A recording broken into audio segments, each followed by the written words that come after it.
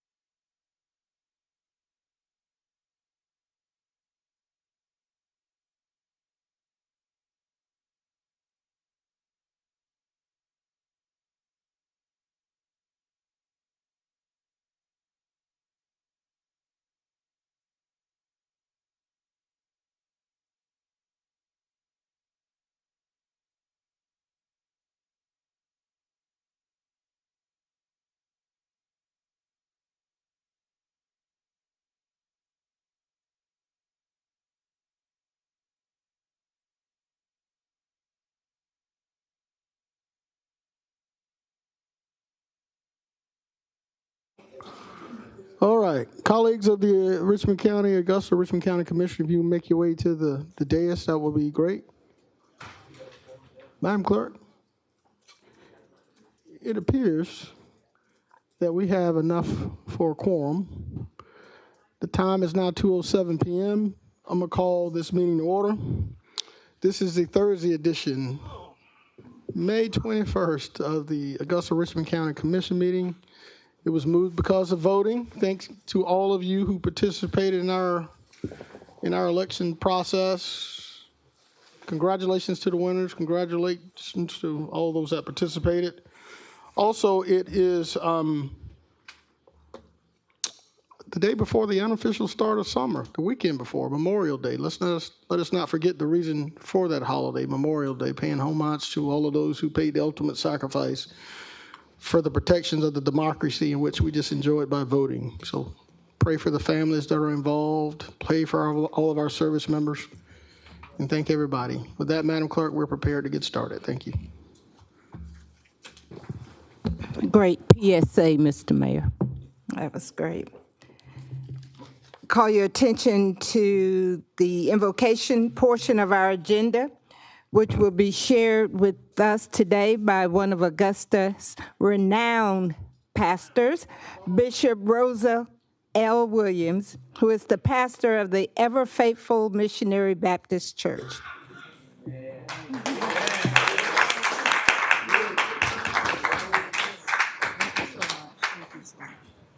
We bless God for his goodness and his mercy, and I do ask that you come along with me to the throne because we all need him. God, our Father, we love you, and we thank you that you have been far greater in your love than our love has been. because you gave up the ultimate, everything for us. And as we come here today, we're coming here in your Son Jesus' name. There are other names by other nations that they would call, but God, I know you by Jesus. And I do ask now in the name of Jesus that you bless us and make us one, because your words say that we are one.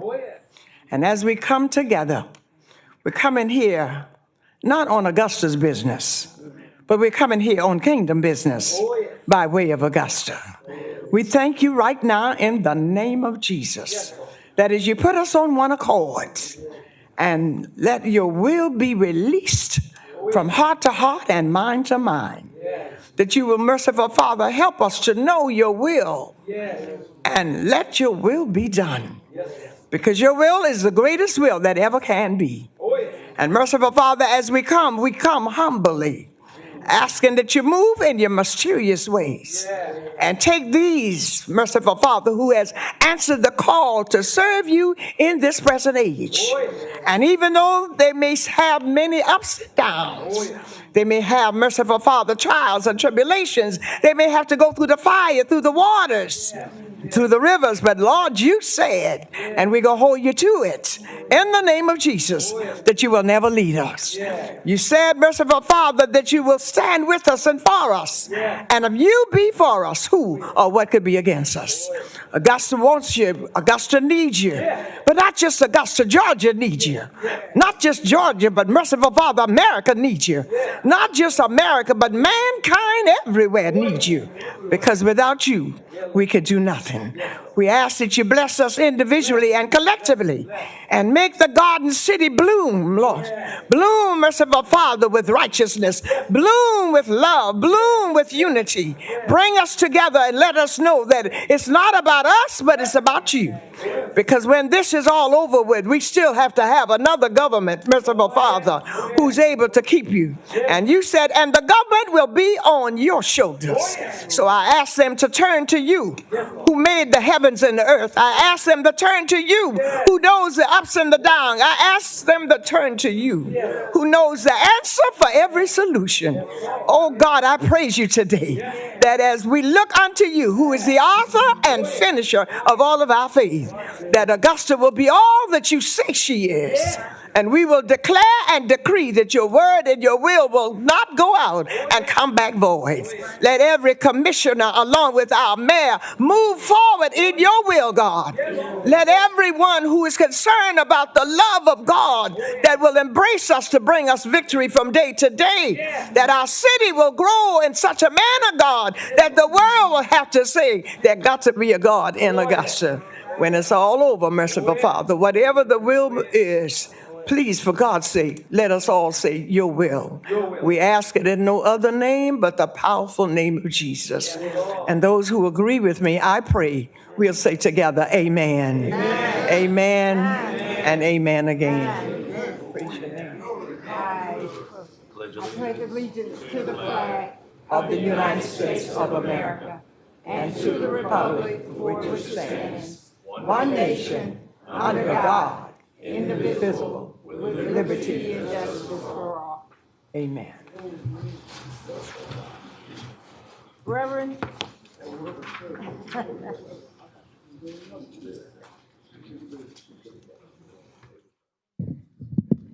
As the church normally say, thank you for sending up that timber on our behalf. That precious timber. Thank you. By these presents be it known that Bishop Rosa L. Williams, pastor of the Ever Faithful Missionary Baptist Church, is our chaplain of the day. May your spiritual guidance and steadfast leadership continue to uplift and bless the citizens of Augusta. Given under my hand this 21st day of May, 2026, Garnett L. Johnson, Mayor.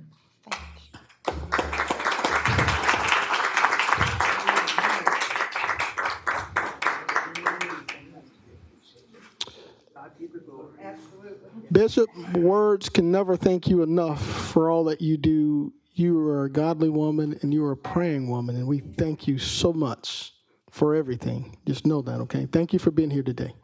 We thank the Lord, and I want you to know that you are on our prayer list. And when I say you, I'm saying you, Mr. Mayor, along with the officers of our city, and your names are called 5 days a week.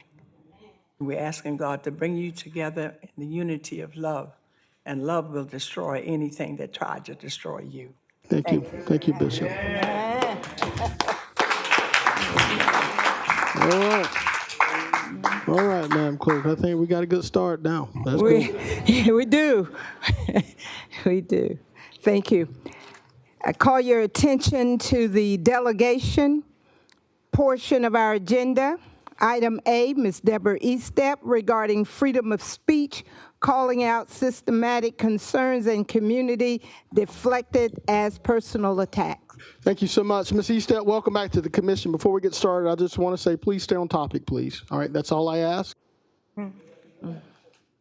With that being said, please state your name and address, and you will have 5 minutes. Deborah Eastep, 1523 Johns Road. Ma'am, you have the floor. Good evening, Mayor and Commission. First, what happened? At the last meeting, I was removed from this podium during public comment. The moment I was removed was the moment I publicly recommended a candidate for mayor. I was calm. I did not raise my voice. I did not exceed my time. I was not preventing the body from conducting its business. The officer who escorted me out was professional and was doing exactly what he was asked to do. My issue is not with him. My issue is the decision that put him in that position. Immediately after I was removed, the very next item on the agenda was a citizen position to provide legal justification for my removal, to cover this body from suspicion and to support what was clearly already planned. That placement was not a coincidence. It was concerning.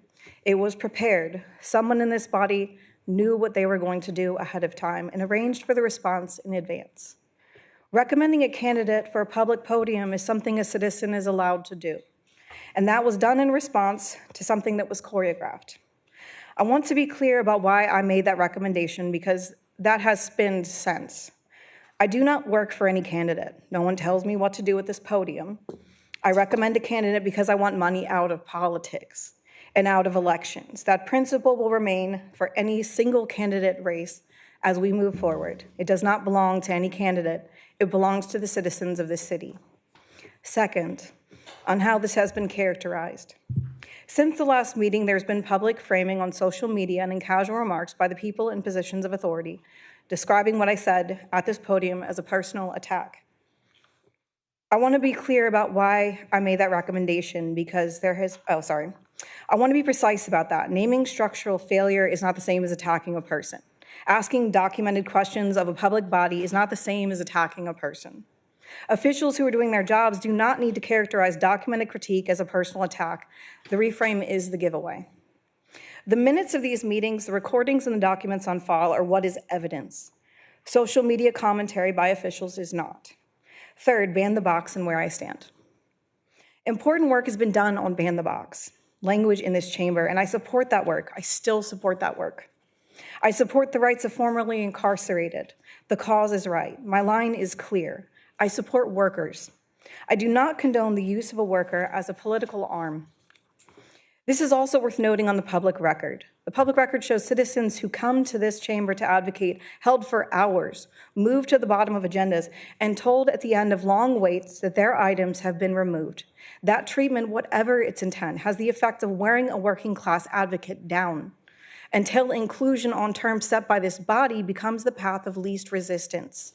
That is a concern. It is a pattern worth watching for, and this is not the first time something like this has happened. Workers, yes.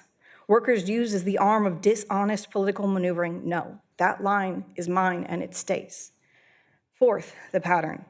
When citizens bring documented concerns to this chamber, the concern often disappears. In its place, the conversation becomes about the citizen, their tone, their procedure, whether they were sufficiently polite about being ignored.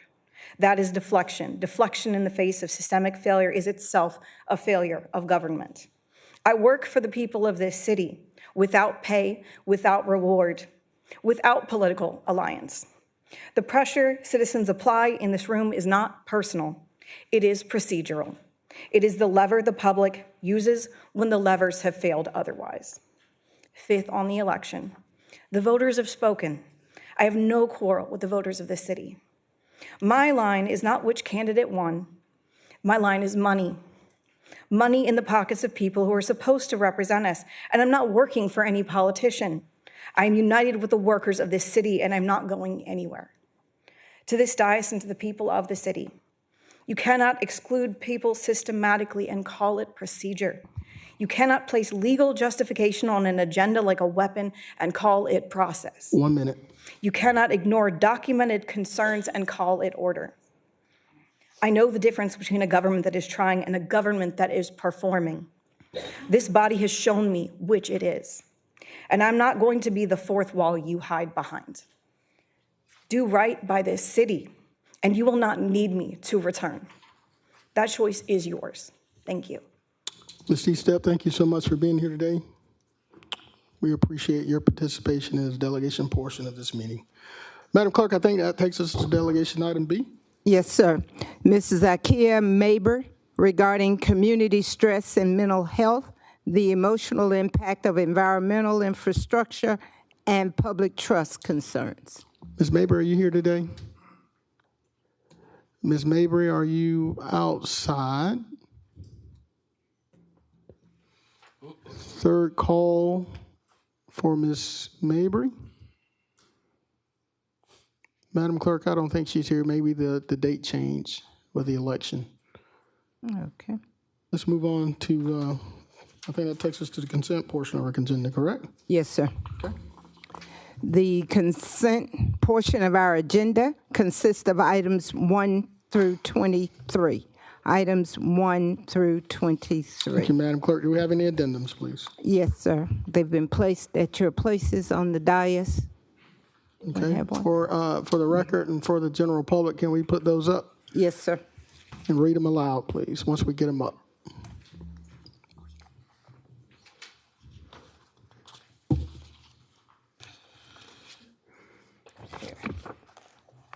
Oh, you got it. Okay.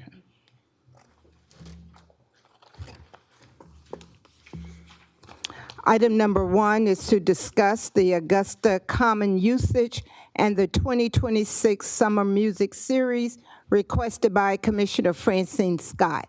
Item number 2 is approval acceptance of a $1,010,750 Georgia Department of Transportation grant for Airport Hangar Site Development Program with signed documents from Augusta due to GDOT no later than May 23, 2026, requested by the Daniel Field Airport via administration. Item number 3 is to approve the installation of additional 3 speed humps along lower segment of Flagler Road with a construction cost of $22,000 funded by the Traffic Engineering Fiscal Year 2026 Operation Budget Traffic Calming Pavement Funds, requested by Mayor Garnett L. Johnson. Thank you, Madam Clerk. Colleagues, is there any objection to adding these 3 items to today's agenda? Madam Clerk, I see or hear no objection, so they are added to today's agenda. All right, do we have any planning or alcohol petitions that need to be read into the record, please? Okay. Well, they're on our regular agenda. All right, let's get through the consent portion? Let's get through the consent portion. Chair recognizes Mayor Pro Tem Wayne Giffel. Mr. Mayor, I wouldn't like to see if the body wouldn't mind consenting these items. Yes, sir. Madam Clerk, you ready? Yes, sir. The agenda item number 30, 30, 32, 33, 34, and 40. And my colleagues that has items for discussion, if they would like to, that's up to them if they want to push it back to committee, because that'll make for a very long discussion on these 6 items. Thank you. All right, thank you, Mayor Pro Tem. Chair recognizes Commissioner Brandon Garrett from the 8th. Thank you, Mayor. I'd like to add agenda item number 44 to the consent agenda. 44. Thank you, Commissioner Garrett. Chair recognizes Commissioner Don Clark from the 5th. Mayor, items 38, 39 from the consent agenda, I want to move 30. those both back to committee. 38 and 39 Yes, ma'am. to committee. 38 and 39. 38 is not yours. Well, we talked already. Yeah. Commissioner Pulliam and I talked about those two. You still good, Commissioner Pulliam? All right, thank you. 30, 39. 38 and 39, move those to our committee. Number 45 as well. Move that to committee. Number 42, I'd like for that one to be split into two separate agenda items. Divide the question. Yeah. Madam Clerk, he wants to divide item number 42 into two separate questions on those two candidates that are seeking reappointment to boards or authorities. It's actually called division of the question. You know the question is, And then item 46 and 47, let's move those to committee as well. item 46 and 47.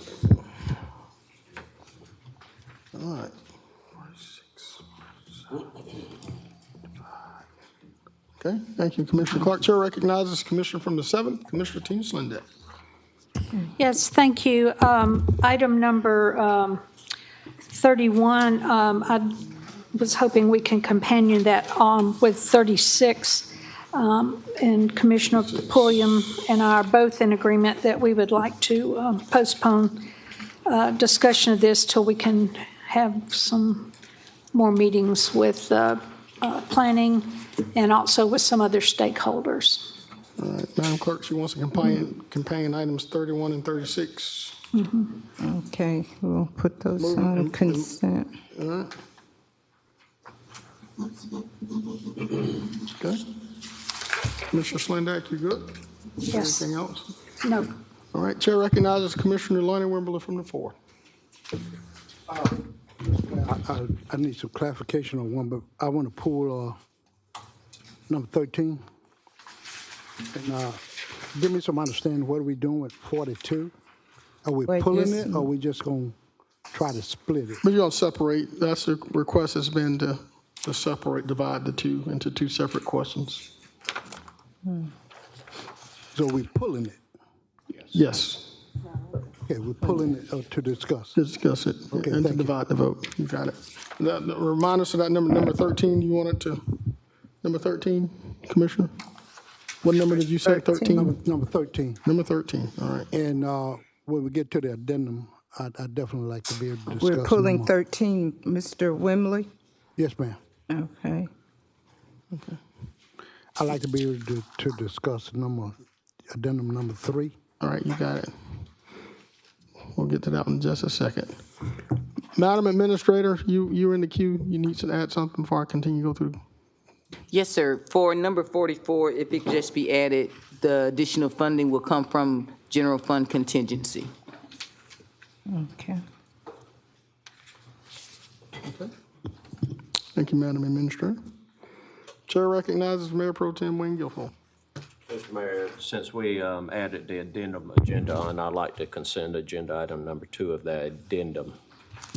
That's a grant coming from the airport, doesn't cost Augusta Number anything. 2 has been requested for consent on the addendum. Thank you, Mayor Pro Tem. Chair recognizes Commissioner from the 8th, Commissioner Brandon Garrett.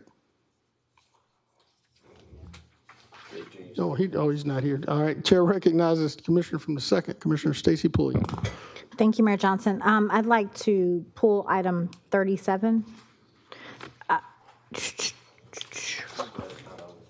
I'd like to move it to the next 2 committee cycles, so not the next one, but the one after that. All right, Madam Clerk. That's my item. Item 37 is to be moved 2 committee cycles. Thank you, Commissioner Pulliam. Is there anything additional? No, sir. All right, Commissioner Wembley from the 4th. Mr. Mayor, I want to make a change. I don't want to pull 3. I want to pull 2 from the addendum. All right, so you want to, so 3 is okay, but you want to pull number 2. 3 is okay now. All right, so 2. Mayor Pro Tem, Commissioner Wimberly is wanting to pull 2 on the addendum to discuss it. He's okay with number 3. Ask for the addendum. Yes. That's fine. Okay. No, they didn't. It's on the addendum agenda.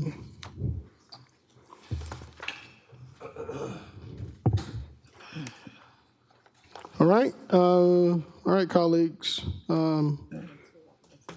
Can I ask for? Number 2. Motion to approve. Yeah, she's going to get to him. Commissioner from the 3rd, Commissioner Catherine Smith Rice.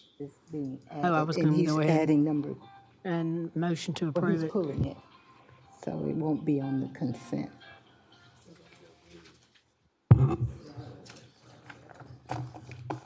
All right, Madam Clerk, before we call for a motion on these, are we going to read the alcohol petitions as well as the planning No, petitions? so we're going to have to go through the process of the petitioners coming up because they were not. I understand. Understood now. So All right, we'll colleagues. move to the Planning and Development Department. If you want to consider them for consent after they've, okay. Okay. Ms. Cameron, can you have Ms. Priscilla?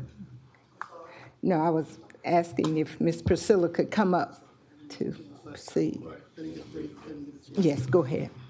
Afternoon, Mayor and Commissioners. Today I bring to you alcohol number 26-21. This is a new location. Amar Raza is the applicant for Skyrise Investment 2026 Incorporated, and they're requesting a retail package beer and wine located at 3526 Wrightsville Road, Augusta, Georgia 30909. This is in District 5, Super District 9. Planning and Development and the Sheriff's Office have recommended approval. Do we have any objectors? Any objectors? Hearing and seeing none, sir, for the record, please state your name and address. Mr. Raza was unable to make it, but he did send his representative as well. All right? My name is Suchit Pal Reddy Lankala, and my address is 2201 Windsor Spring Road, Augusta, Georgia. Thank you, sir. All right, let's continue.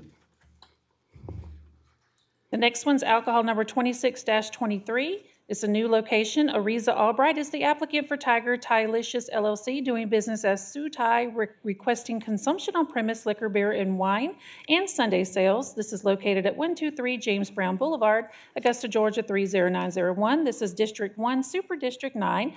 Augusta Planning and Development and the Sheriff's Office recommend approval. Do we have any objectors? Any objectors to 123 James Brown Boulevard? Madam Clerk, colleagues, seeing or hearing none. Madam, for the record, please state your name and address. My name is Alisa Albright. The address is 123 James Brown Boulevard, Augusta. Thank you so much. All right, ma'am. You have any more? Yes, sir. No, you can go stand over there. Next one is alcohol number 26-24. It's an existing location, new ownership. Aziza Ratnani is the applicant for Alex and Kavita Food Mart LLC, requesting retail package beer and wine located at 2078 Old Savannah Road, Augusta, Georgia 30901, District 2, Super District 9. Planning and Development and the Sheriff's Office recommends approval. Do we have any objectors? Any objectors to 2078 Old Savannah Road? Hearing or seeing none, sir. My name is Aziz Ratnani. Address is 2078 Old Savannah Road, Augusta, Georgia 30901. Thank you, sir. Is that your home address? Home address is 1170 Lake Washington Circle, Lawrenceville, Georgia 30043. Thank you, sir. All right, the next one's alcohol number 26-25. This is an existing location, new ownership. Darshana Samaiva is the applicant for Dawes Petroleum LLC, requesting retail package beer and wine located at 1898 Gordon Highway, Augusta, Georgia 30904. This is District 2, Super District 9. Planning and Development and the Sheriff's Office recommend approval. Do we have any objectors? Any objectors to 1898? Hearing or seeing none, let's continue. Ma'am, for the record, please state your name and address. My name is Darshana Somaya, and my address is 635 Weeping Branch Court, Johns Creek, Georgia 30097. Thank you so much. All right, the next one's alcohol number 26-26. This is a new location, consumption on premise, beer, wine, and Sunday sales. This is Kamarsha Johnson. She's the applicant for Anthony Johnson, doing business as Big Mama Soul Food number 2, located at 720 East Robinson Avenue, Suite 101, Grovetown, Georgia 30813. This is in District 3, Super District 10. Planning and Development and the Sheriff's Office recommends approval. Do we have any objectors? Any objectors? Hearing and seeing none, ma'am, for the record, please state your name and address. Kamarsha Johnson, address 836 Pallady Drive, Grovetown, Georgia. Thank you, ma'am. The next one is a massage license, number 26-05. This is a request by Cheryl Connell for a massage operator's license to be used in connection with CY Transformations located at 3154 Perimeter Parkway, Suite 1, District 3, Super District 10. Planning and Development and the Sheriff's Office recommend approval. Do we have any objectors? Any objectors to Perimeter Parkway? Cheryl Connell, 155 Moorhead Drive, Martinez, 30907. Thank you. Is that it? Yes, sir. All right. Madam Clerk? I think Mayor Pro Tem was wanting to recommend that they be placed on the consent agenda. Are there any objectors? Any objectors to these items being placed on the consent? Ladies and gentlemen, it's a little different today in that we didn't have committee cycle due to a lack of a quorum last week. So that's why we had to make these. That's item 24, 25, 26, 27, and 28. Okay. 29, yeah. All right, we got it. You gonna put it on the screen for us, Madam Clerk, before I call for a motion? Yes, sir.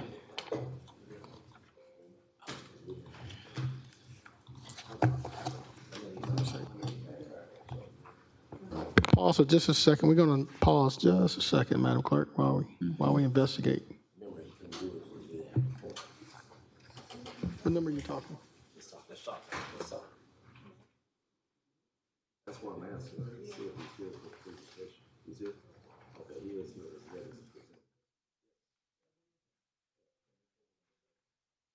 Madam Clerk, there's been a request to pull item 30. 30? Yes, ma'am. Okay. It wasn't, He presented, but of course, it wasn't official and on the record because we didn't have a quorum. yeah. Okay?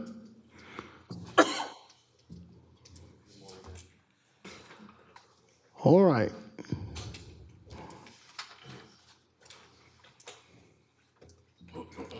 Colleagues, if the screen looks correct, I will entertain a motion, please. Motion to approve. Second. There's a motion to approve, Madam Clerk, and a proper second. Commissioner Wimmerly from the 4th, I see you in the queue. Would you like to add something to the discussion before we vote? So we moved the addendum item number 2 for discussion, right? Wait a minute, let me look at it. Madam Clerk, you need to pull the addendum item number 2 for discussion on the addendum. It's not on the screen. Yeah.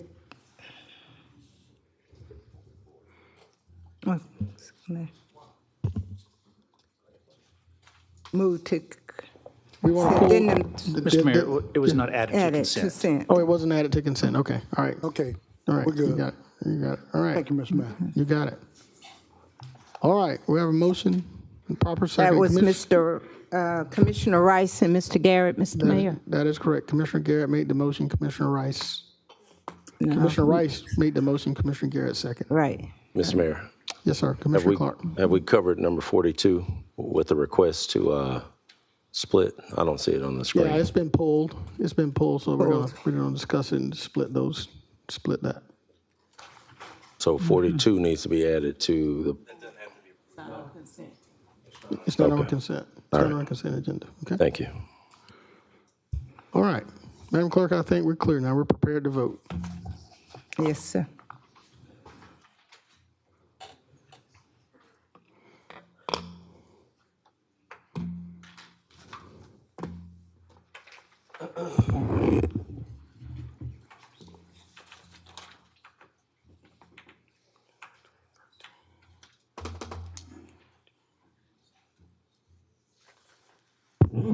That motion carries. It's unanimous. Thank you, Madam Clerk. We're going to go in order. We're going to go with item 13, please.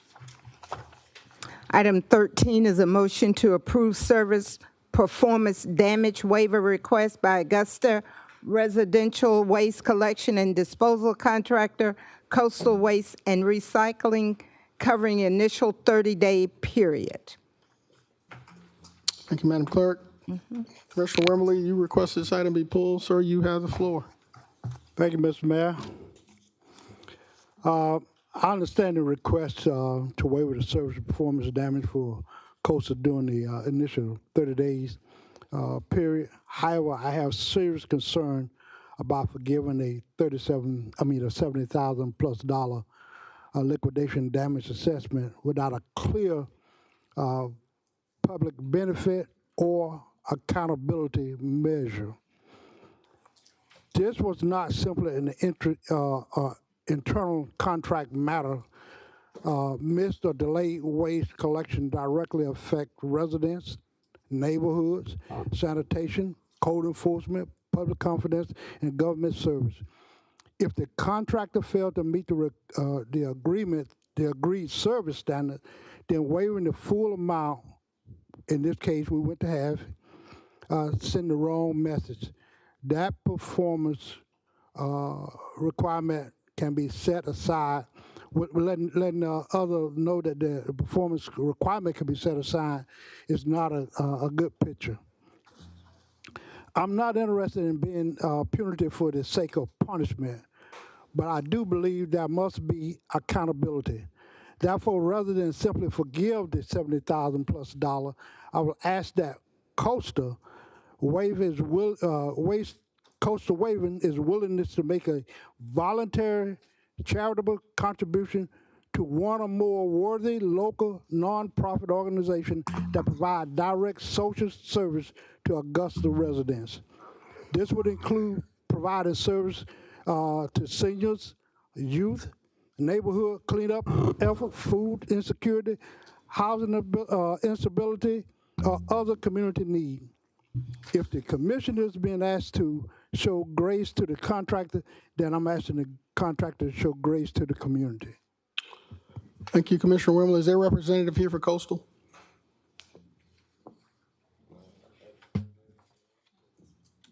Is there any representative here for Coastal?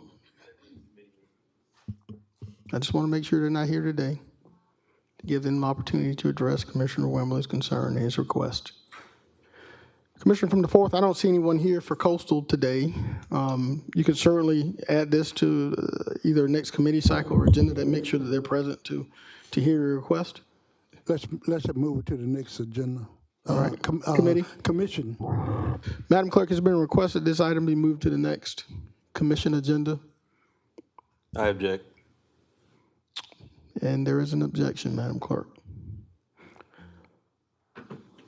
Let's go through the queue. Commissioner Wimberly yields for a second. Chair recognizes Commissioner Francine Scott from the 9th. Thank you, Mayor Johnson. I'm disappointed that Costa is not here today because I deliberately gave them the address where the trash can should be delivered. And to this day, 6 months, the trash can is still not at the constituent's house. I started with Commissioner Clark calling somebody, but we still do not have the so I'm not sure what the lack is or why, but I'm not sure, but I think we need to understand. I believe Dr. Malik said it takes 5 days from a request, but it's 6 months and this constituent still have not had the trash can. Thank you.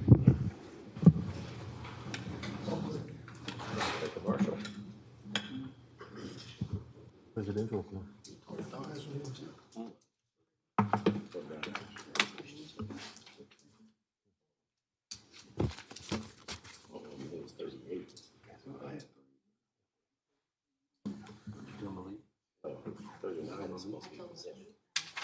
I said 38. Did I? That was my mistake. I didn't say 38? No. Yes. All right. 38 and 39. All right. The attorney is going to handle it. Commissioner Wimberly, there's an objection to your request from Colson. They're not here to consider your proposal. There's an objection to moving this to the next commission. However, as a commissioner, it's within your right to add it to the next commission as a commissioner. So you could add it again through the regular process of having it added, but there's an objection to moving it. Thank you, Mr. Mayor. Let it be known I want to add it to the next one. And that's noted, Commissioner, from the floor. Next commission meeting. You got it. Thank you so much. Commissioner Garrett, you're in the queue, sir. Is there anything you need to add additionally? Motion to approve.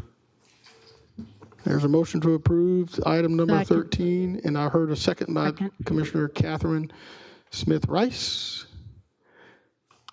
Commissioner Wimberly, you still in the queue, sir? What are we approving, Mr. Mayor? Motion to approve service performance damage waiver request by Augusta Residential Waste Collection and Disposal Contractor. Coastal Waste and Recycling covered initial 30 days period.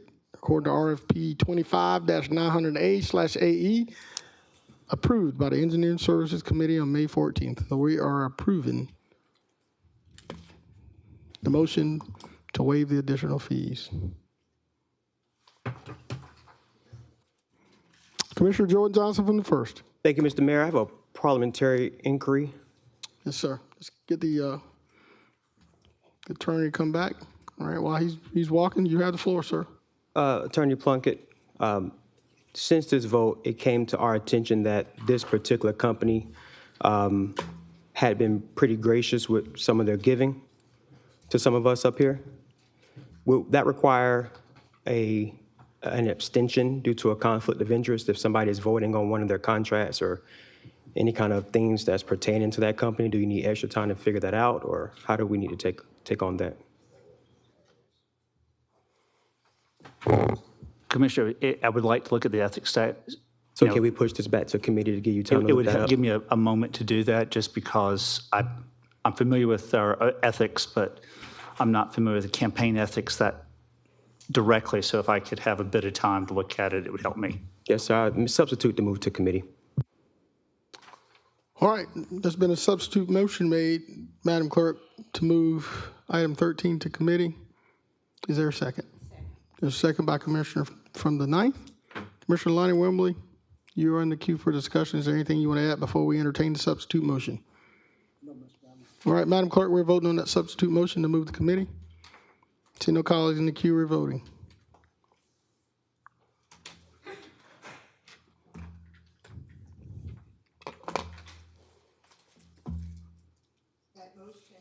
Fails.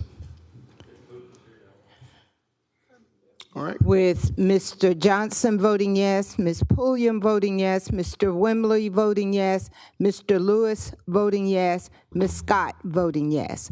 Voting no, Ms. Rice, Mr. Clark, Ms. Slindeck, Mr. Garrett, Mr. Guilfold, and Mayor Johnson.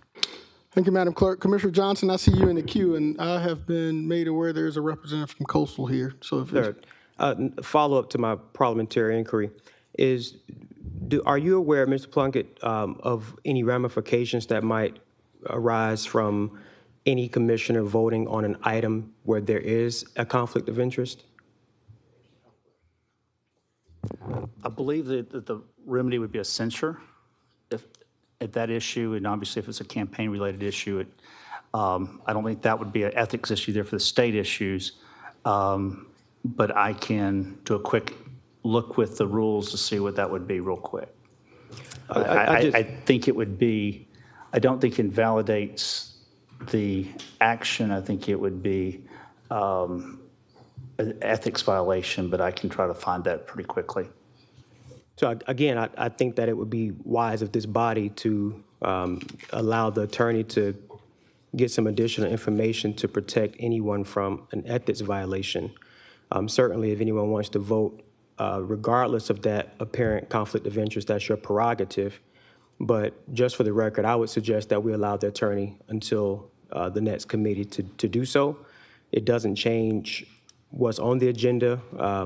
It doesn't change the item that's on the agenda. I don't even suggest that Coastal speaks because of that appearance of a conflict of interest. I would just hope that we would, in the interest of doing what's ethical, would allow the attorney to give us time to figure this part out. Thank you. And I would object to Coastal speaking because of that conflict of interest, Mr. Mayor. All right, Madam Clerk, there's been an objection to Coastal speaking. We have entertained the substitute motion. Chair recognizes Commissioner Brandon Garrett. If this is the route that we're going to take, Mayor, I would suggest that all campaign contribution reports be made public and viewable up here, as well as any checks received from any department within the city as well, because I don't believe that anybody should be making any sorts of votes if they have received money from a department or for any company that does business with this city. If that's truly what we're going to do. But I'm just saying that has never been the practice. All right. Commissioner Wimbledon the fourth, you have the floor, sir. No, I was just seconding this motion. Okay, it's not a motion. Madam Clerk, it takes us back. It takes us back to the original motion. The motion is to approve this item. We're prepared to vote, Madam Clerk. I don't see any colleagues in the queue. There's been an objection to him speaking. There's been an objection to him speaking. There's been an objection by the commissioner from the first. To him speaking. So we're going to vote on the original motion, Madam Clerk. Roll call vote, Ms. Bonner. Madam Clerk, roll call vote has been requested.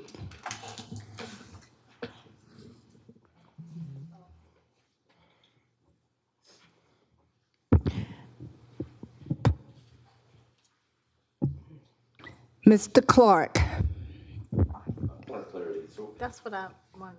Point of clarity, if we can we've had a lot of discussion up here. Let's make sure we know what we're talking about. I'm looking at faces and they're just looking just as confused as I am on what we're voting on. So can we get a point of clarity on this? We're voting on the original motion, item 13.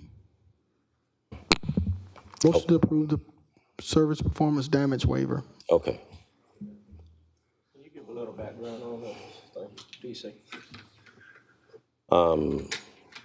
Mr. Mayor, do we need to discuss what was discussed during committee again, or? If you want to give a brief update as to what we're voting on, the damage waiver that was reduced to a certain amount, you're certainly welcome to educate the public and remind some of those on this body. Yes, sir. Thank you.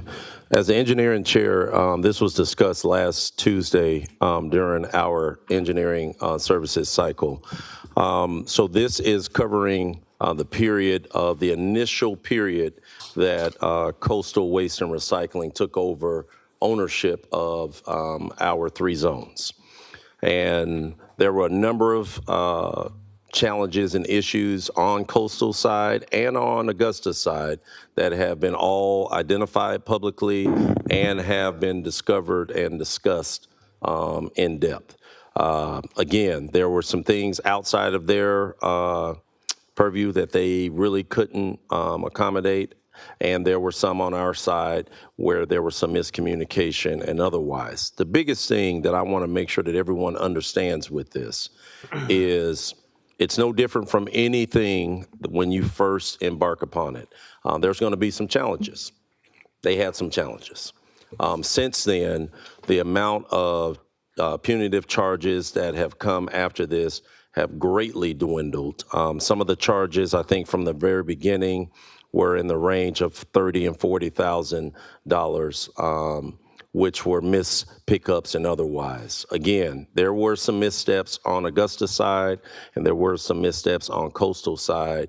The 30 days is giving grace for covering and accommodating all of those challenges that we had from both sides, to ensure that they came in and appropriately took care of all of our trash services for Augusta, Richmond County, and of course introduced the recycling as well.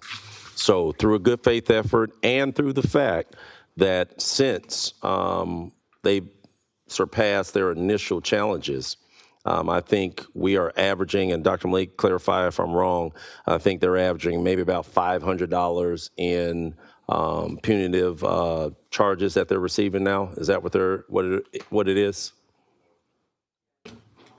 Come on up to the mic real quick. Just come up to the mic real quick. Just want to make sure we're clear and transparent, because I know this is a little confusing for those if they weren't here for committee cycle. Just want to make sure that we're being open and transparent with this conversation.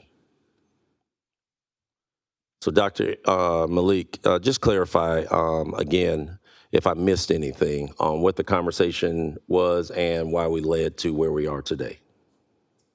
Yes, sir. So in the start, there was challenging and some related to the supply chain issues and that kind of stuff. So we worked through all that. That's what my recommendation was, the 30 days. Though my initial, I'm on the record, I don't agree what's the argument is made, but I do agree to move forward and all that. But back to your question, yes, sir. So every month, the performance damages are going lower and lower. So basically, performance is improving as we move. Right. In this 30-day period of waiving those initial charges, who made that recommendation? So that was my recommendation at the last engineering last week at the committee. All right. And you still stand by that recommendation, sir? Yes, sir. Just close this matter out and acknowledging the supply chain issues. Yes, sir. Thank you. And again, I stand by what I stated during committee as well. The initial challenges are what we utilize as lessons learned, and they've continued to build upon and improve their service support that they're providing to Augusta Richmond County. They have shown to be great partners. They also have shown, in our engineering department as well, bridging the gaps of communication and trying to find additional areas of improvement as well for the efficiency of our operations. You stand by that as well, Dr. Malik? Yes, sir. I see the improvement, in the service delivery, yes, sir, and communication. Yes, sir. And we're implementing the new platform, so they're working closely as a team with us to make sure that that platform meeting the needs of both sides. All right. Thank you.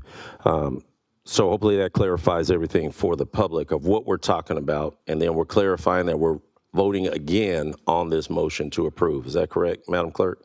Yes, sir. Thank you very much. Thank you, Commissioner Clark, for that explanation.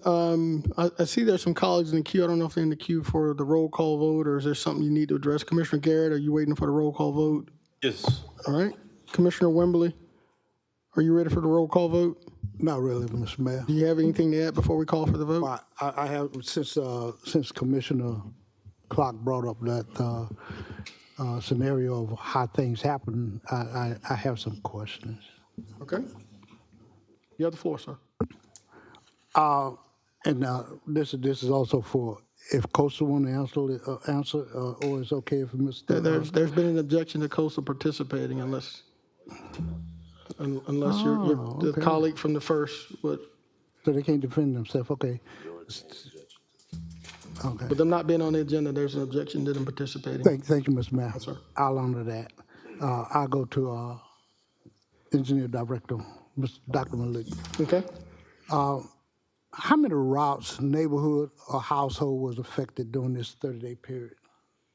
So I don't have all the itemized detail on that, but the spreadsheet that's part of the agenda has the different service items on that. I believe I didn't print the commission agenda, I have the committee agenda. I was trying to save some papers. So, but it was in all three zones, zone 1, 2, and 3.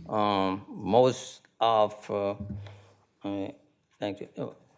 Most of the charges are related to the wheel card delivery because the contract time is the time coastal received the request and the coastal deliver is 5 days. In that time, the supply chain, really you can't get the call. I'm not getting to what the contract requires, but that's what the reality was, that even you place the order, it takes time to get it delivered. So that caused some of these delays to deliver the time as the contract requires. I mean, deliver the cards at the contract time required. So, Dr. Malik, what the specific service failure? What was the trigger that caused the failure? Was it the contract or communication? I would not say either one is really supply chain. That trigger what we call delay or failure of meeting the performance as stated.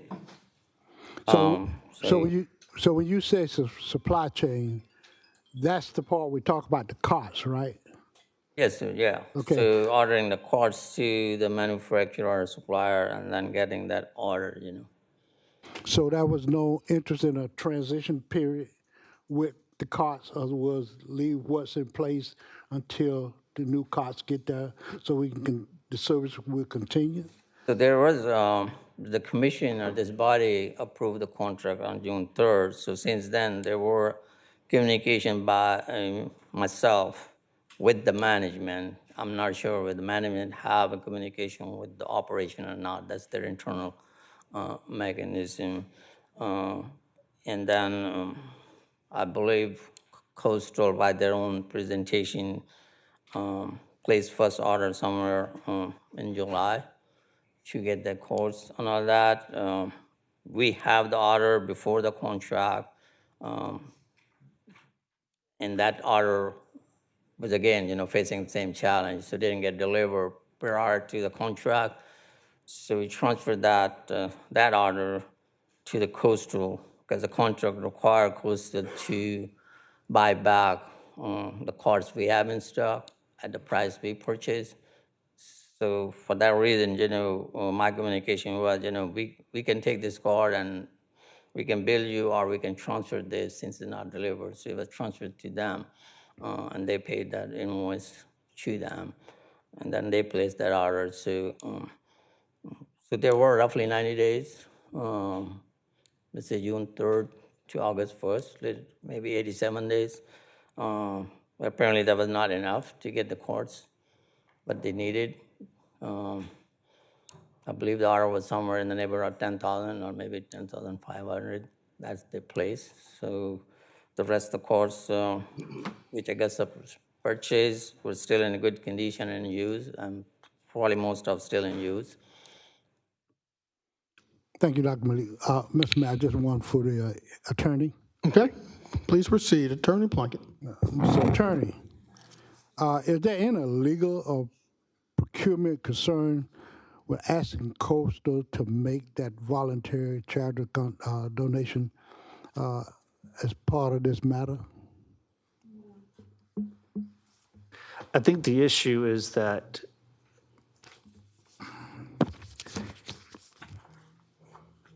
the conditional situation is that if you don't make it, then you're not going to get this relief. So it's arguably not relief by virtue of they'll receive the $70,000 or whatever. But if you're requiring, they don't get that. Pardon me? But the question is if they have to dollar for dollar whatever reduction there is, so you can request them to do it. They can do it voluntarily, but you cannot. I don't think it can be conditioned in that regard. Thank you, Mr. Mayor. Thank you, Commissioner Wimberly. Chair recognizes Commissioner from the second, Commissioner Stacy Pulliam. Thank you, Mayor Johnson. I have a question. We oftentimes talk about setting certain precedences, and my question is, have we done something to this magnitude before with other similar, well, I'm not going to even say similar, with other contracts? So, not the service contracts, but in construction, yes, because of supply chain issues. Okay. So can you give me like an average of how often this takes place? It's not that often, really. It's just the post-COVID thing, and it's become to normalize now. Yeah, so unless we hit another pandemic or situation like that. Right now, two things, it's become to normalize, and everybody is aware of to plan ahead. Okay.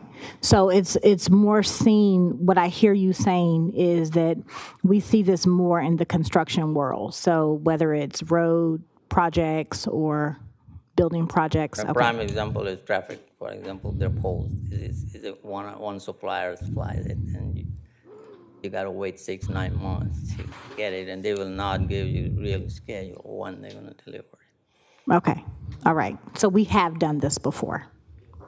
Yes, sir, Okay. not just man, yes, on construction side. Yes, sir. Okay, thank you. Thank you, Dr. Malik. Thank you, Commissioner Pulliam. Madam Clerk, I don't see any other colleagues in the queue. There has been a call for a roll call vote by the Commissioner from the 9th. We're prepared to vote. Okay.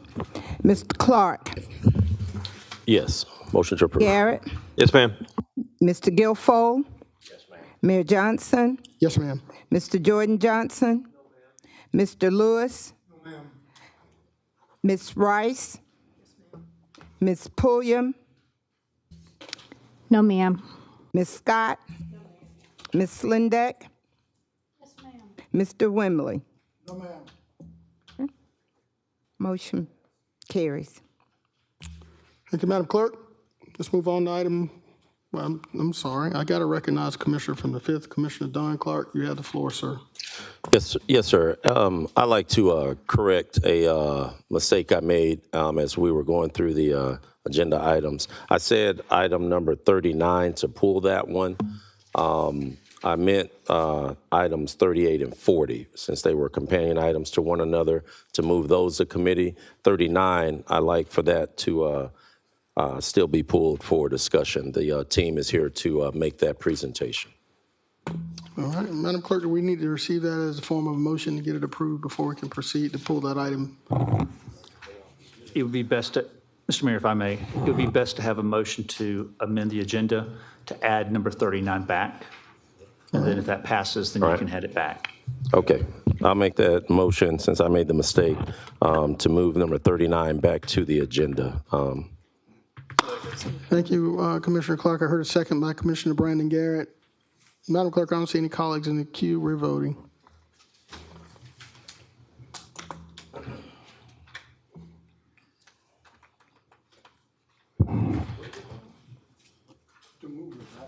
To move it back to the, yeah.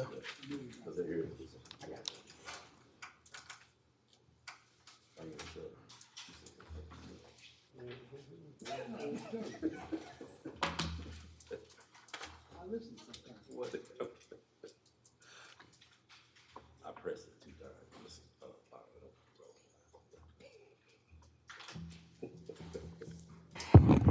It's unanimous. Thank you, Madam Clerk. Before we get there, let's go to the soccer folks that were here, soccer park group that was here last week. Item number 30. Item number 30, consider a request from Mr. Nick Edmond, Augusta Soccer Club, regarding partnership overview and future collaboration. Mr. Edmond, for the record, please state your name and who you represent, sir. Nick Edmond, representing the Augusta Arsenal Soccer Club. Thank you, sir. You're next.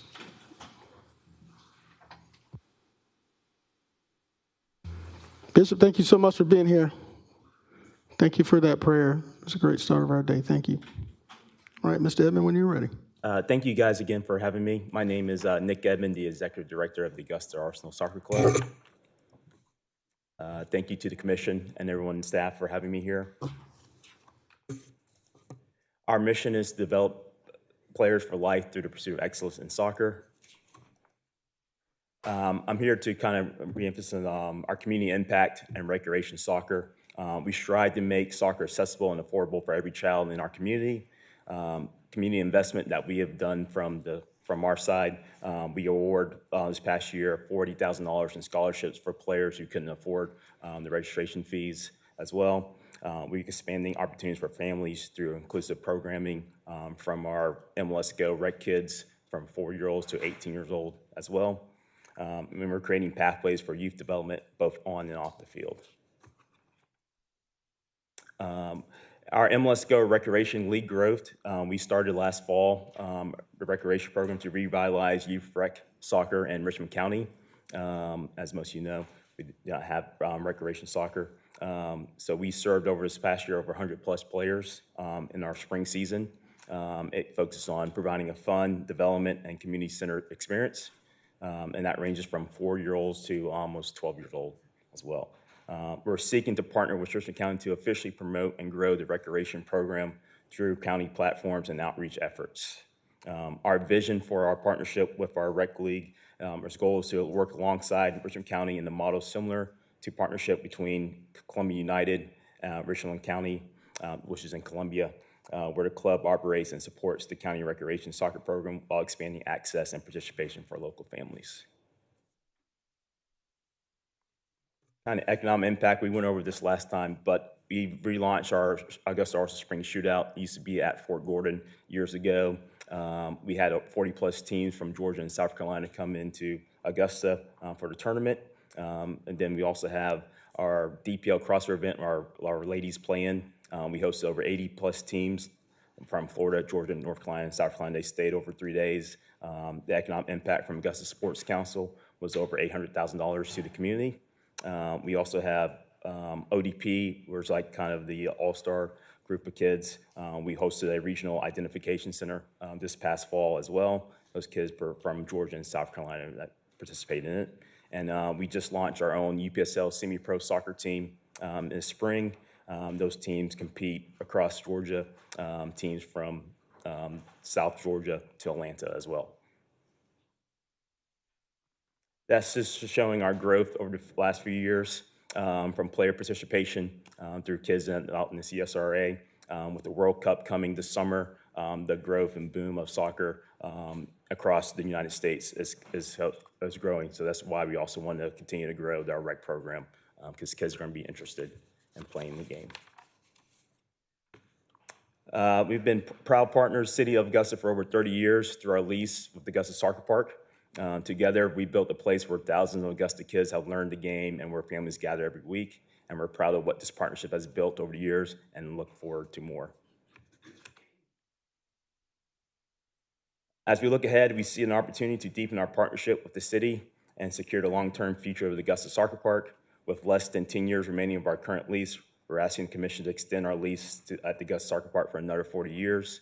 A 4-year agreement allows us to invest resources in reviving the rec soccer program in Richmond County. Also continue investing our funds from donors in the park with confidence that comes from a long-term home.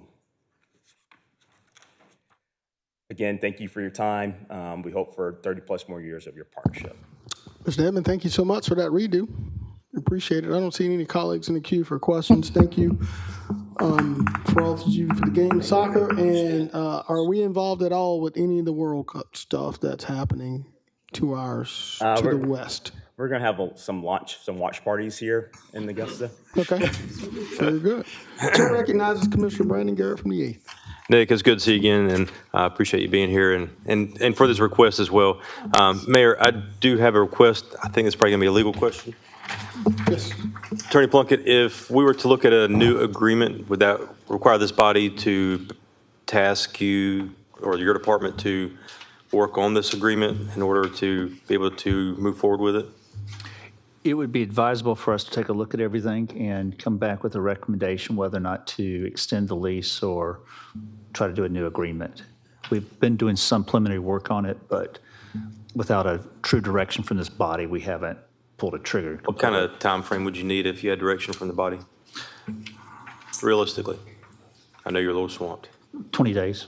Oh, 20 days. That's a new one. It's usually 60 or 90. We've already started some of the work. So. All right. Ms. Bonner, does that require a formal motion? All right. I make a motion to task the legal department to work with Augusta Arsenal on their new agreement. Second. All right, I heard a motion by a commissioner from the 8th to task the legal department to look at renewing potentially an agreement, with a second by a commissioner from the 3rd, Commissioner Catherine Smith Rice. Commissioner Rice, is there anything additional you need to add before? Thank you, Mr. Mayor. I just wanted to thank y'all. I know you came last week and did a presentation, and we weren't able to listen and vote, but I think this is wonderful, and I hope that we can partnership. This would be great for this community. Yes, ma'am. Thank y'all for coming out. Thank you so much. All right. Madam Clerk, I don't see any colleagues in the queue. There's been a motion in the proper second, and we're prepared to vote. That's to task the legal department will look at extending the lease for the Augusta Soccer Park.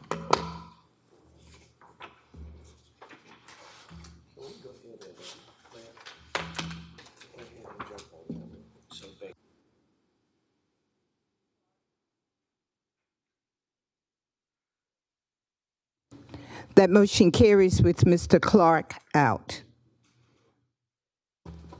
Thank you, Madam Clerk. Let's move on to item 39, please, because we got the folks here from Item the Marriott. 39. Yes, ma'am.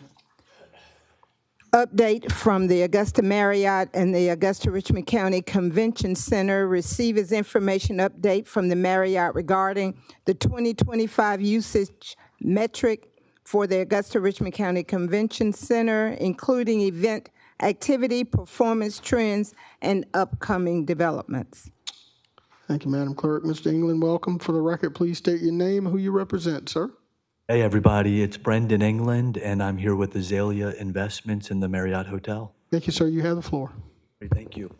Good afternoon, Commissioners, Mayor Johnson, City Administrator Allen, and the Augusta community. Thank you for giving us a few minutes today to come out and present. Truly appreciate the opportunity to be here.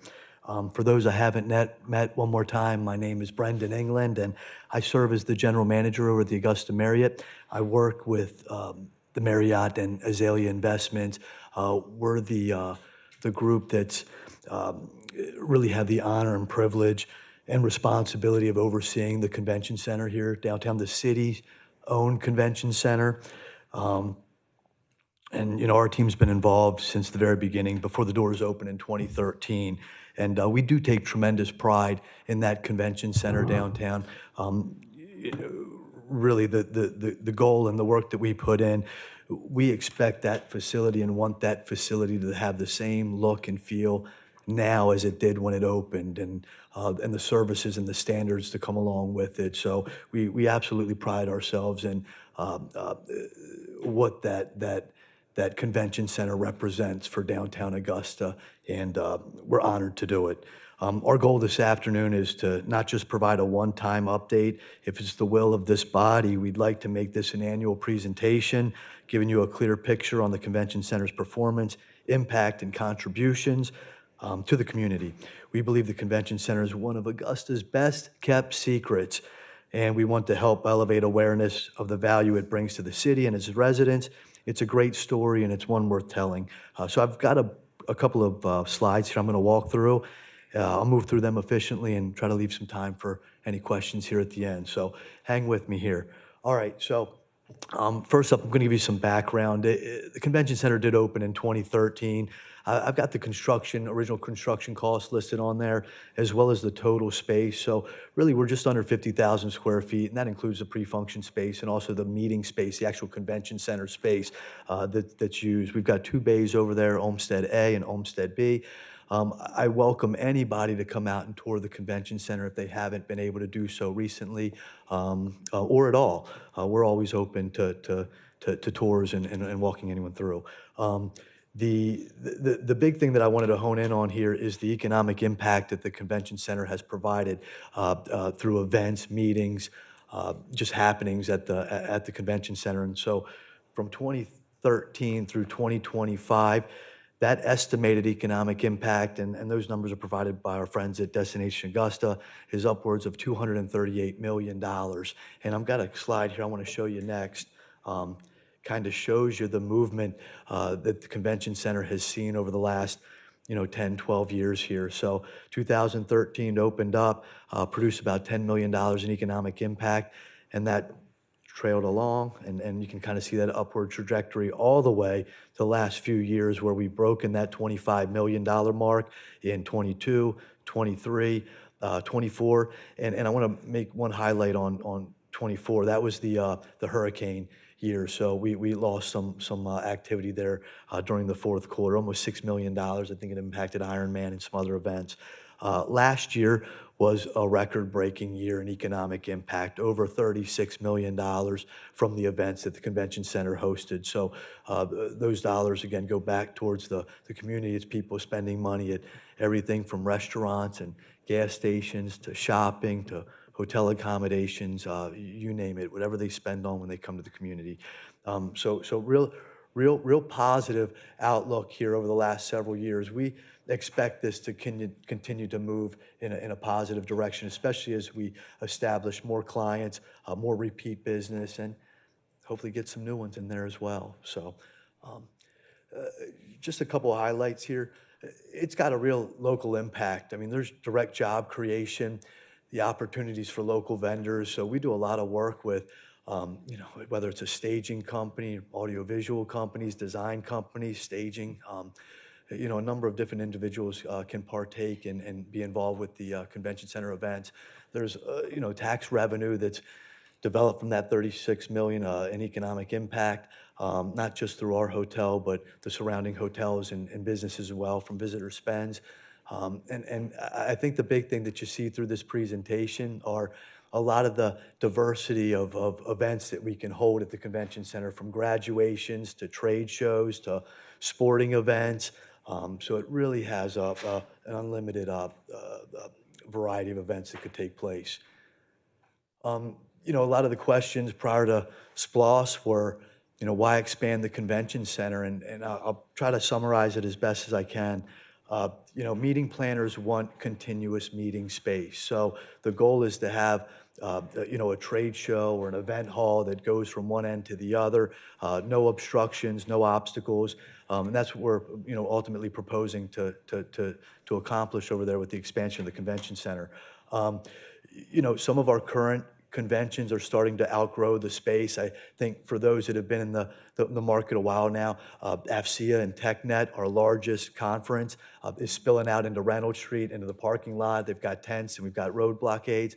This is a group that loves being here, and the city's been very gracious in working with them on their expansion. So really just and not only that, there's a lot of possibilities that we get to in getting to 50,000 square feet of flexible meeting space. That seems to be the sweet spot for event organizers and event planners. When you hit that 50,000 mark, it just gives you a lot of more opportunity. There's been over $68 million of estimated economic impact lost because of the non-available space or not being able to put groups next door to each other. This expansion would allow you to hold, two events basically simultaneously, where there'd be a buffer between the two of them. So it really puts us in a different stratosphere with meetings and events.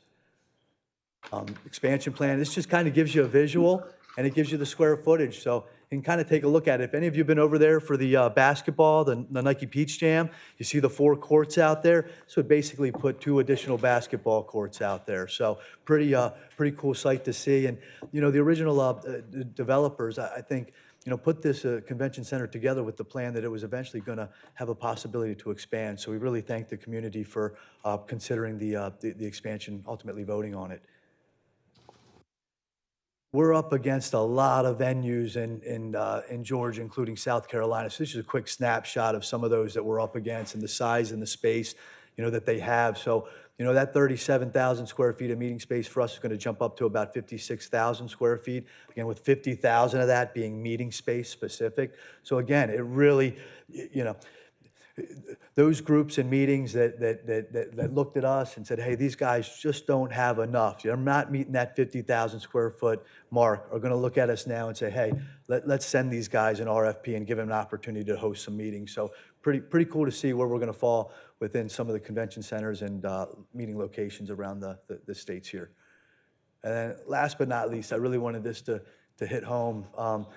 That convention center can be used for so many different things. And when that hurricane hit, I think I had to make 2 phone calls, and one was to city administrator and one was to Benish Brown, and to ask for some support to get Georgia Power into that convention center so they could bring our city back to life and the surrounding areas back to life. So when we say this convention center can be used for a number of things, this is a definition of how it can be used. And again, just want to thank everybody for their time today and appreciate the couple minutes you gave me. Does anyone have any questions, or do we have time? Mr. England, thank you so much for that presentation, and I echo the sense of congratulations on the passage of SPLOS 9. That gives us the opportunity to expand the convention center. I have Commissioner Don Clark from the 5th. You have the floor.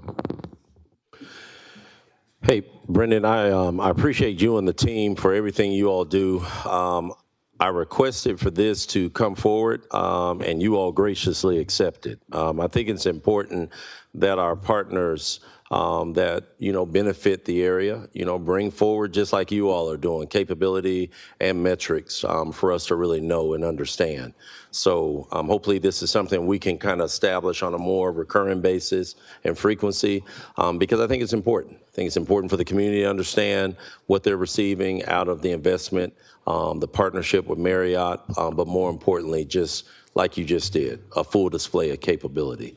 So again, I appreciate your willingness to accommodate the request, and looking forward to hearing bigger and better things to come from your team.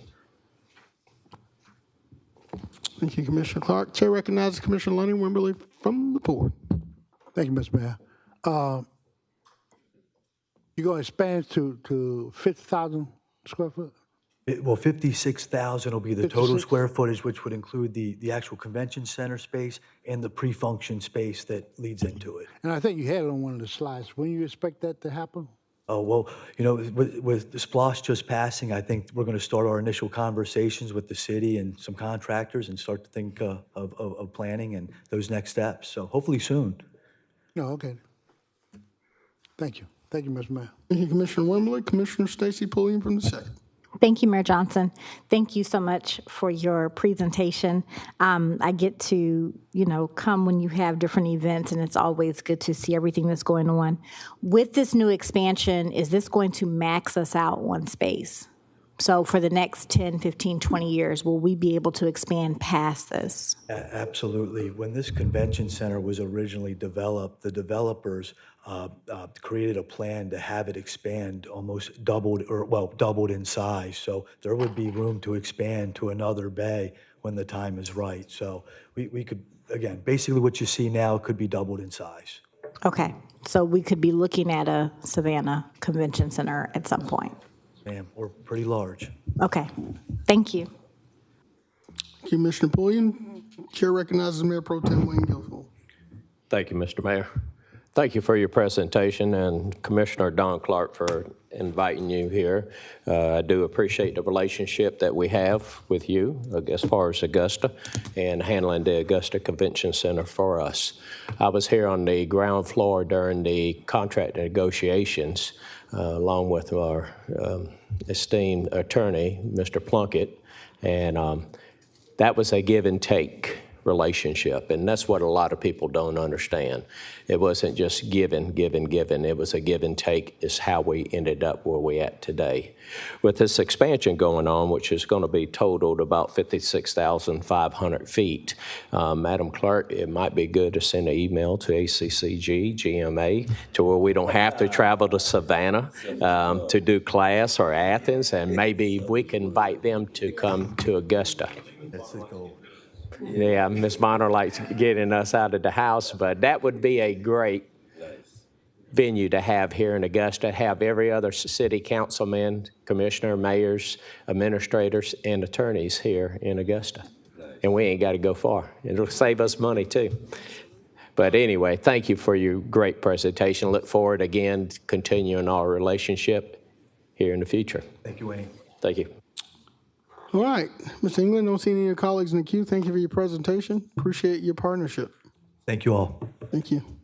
Colleagues, can we receive this information without objection? Without objection. Madam Clerk, hearing and seeing no objection, we're receiving this as information. Madam Clerk, we're going to move to the addendum agenda. Commissioner Mayor Pro Tem has requested we address item number 2 on the addendum agenda. Okay. Item number 2. Approve acceptance of the $1,010,750 grant for the airport hangar site development program with signed documents and contracts from Augusta due GDOT no later than May 29th. Thank you, Madam Clerk.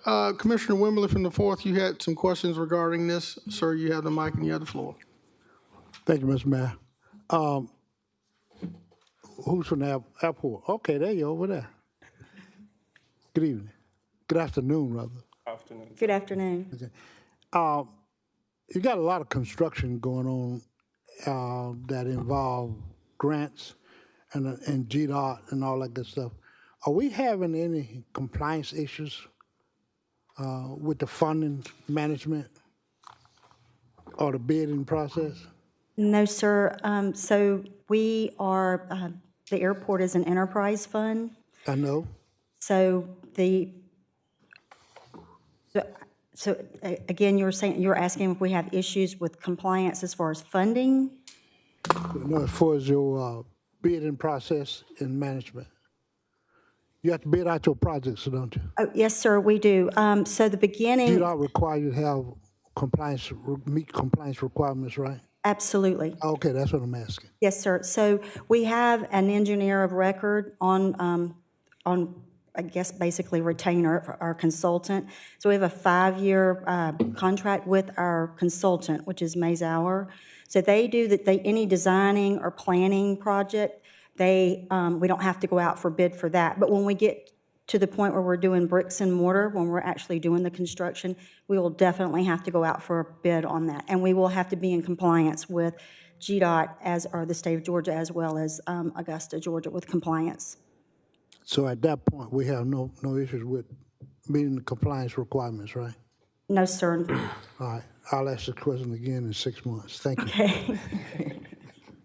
Thank you, Commissioner Wimley. Chair recognizes Commissioner Brandon Garrett from the 8th. Motion to approve. Second. All right, there's a motion to approve. I heard a second by Commissioner Catherine Smith Rice first. Madam Clerk, seeing no colleagues in the queue, we are prepared to vote.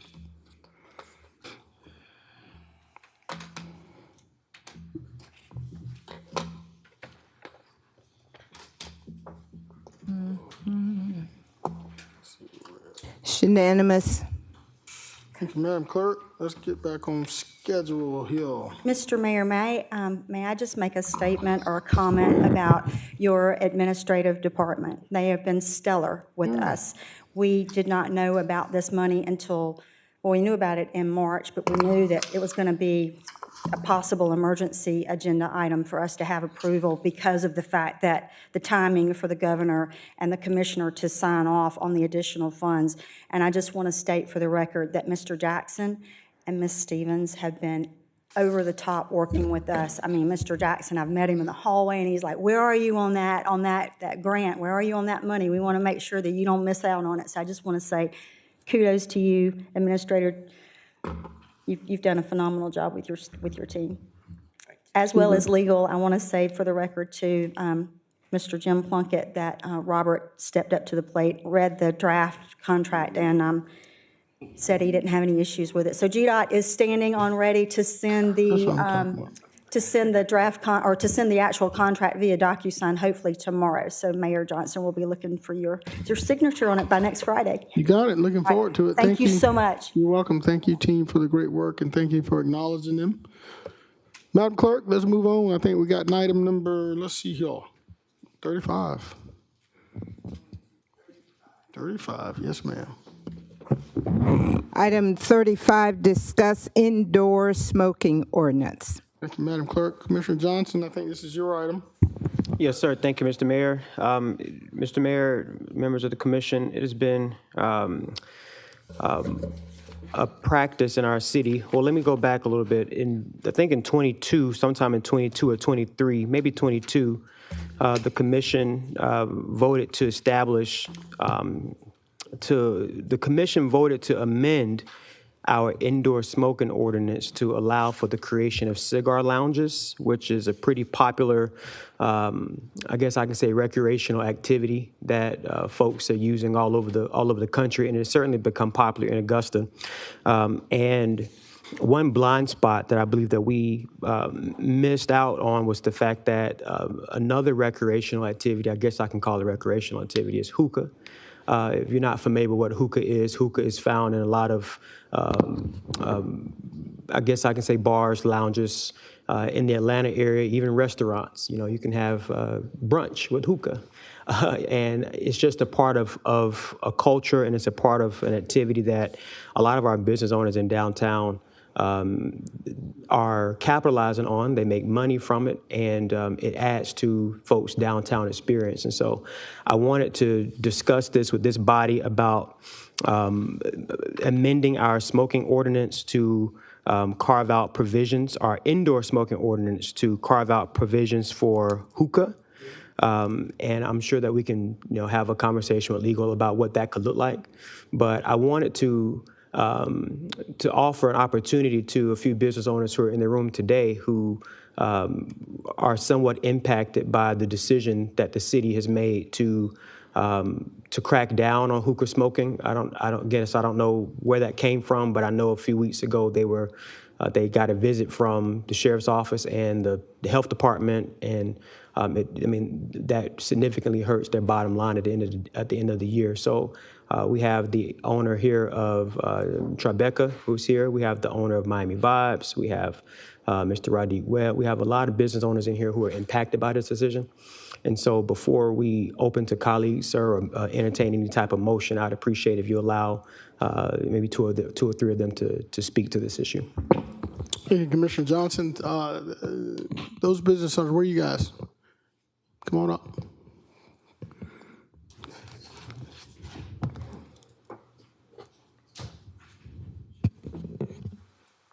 Thank y'all for being here today.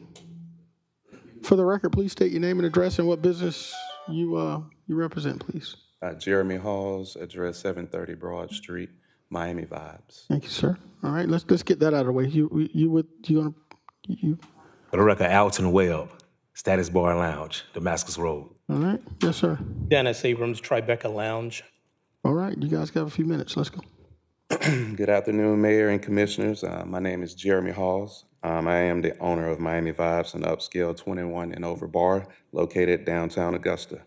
I appreciate the opportunity to speak with you today regarding a proposed amendment to the local smoking ordinance that would allow licensed bars and lounges restricted to patrons 21 and over to permit indoor hookah smoking.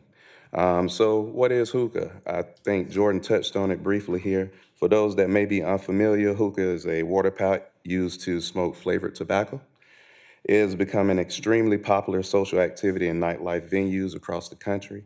Much like sharing a bottle of wine or enjoying a cigar, hookah is often part of the overall social experience for adults. Today, hookah is widely offered in major cities such as Atlanta, Columbia, Savannah, Charlotte, pretty much every city surrounding us. The current ordinance creates an uneven playing field. Under Augusta's current ordinance, only hookah establishments that existed prior to the ordinance taking effect are allowed to continue operating, while newer bars like myself, Status Lounge, and a few others are prohibited from offering the same service. Cigar lounges are also permitted. As a result, some businesses are allowed to meet customer demand, while others are denied that opportunity, even though they serve the same adult clientele as we do. This creates an uneven playing field and limits fair competition.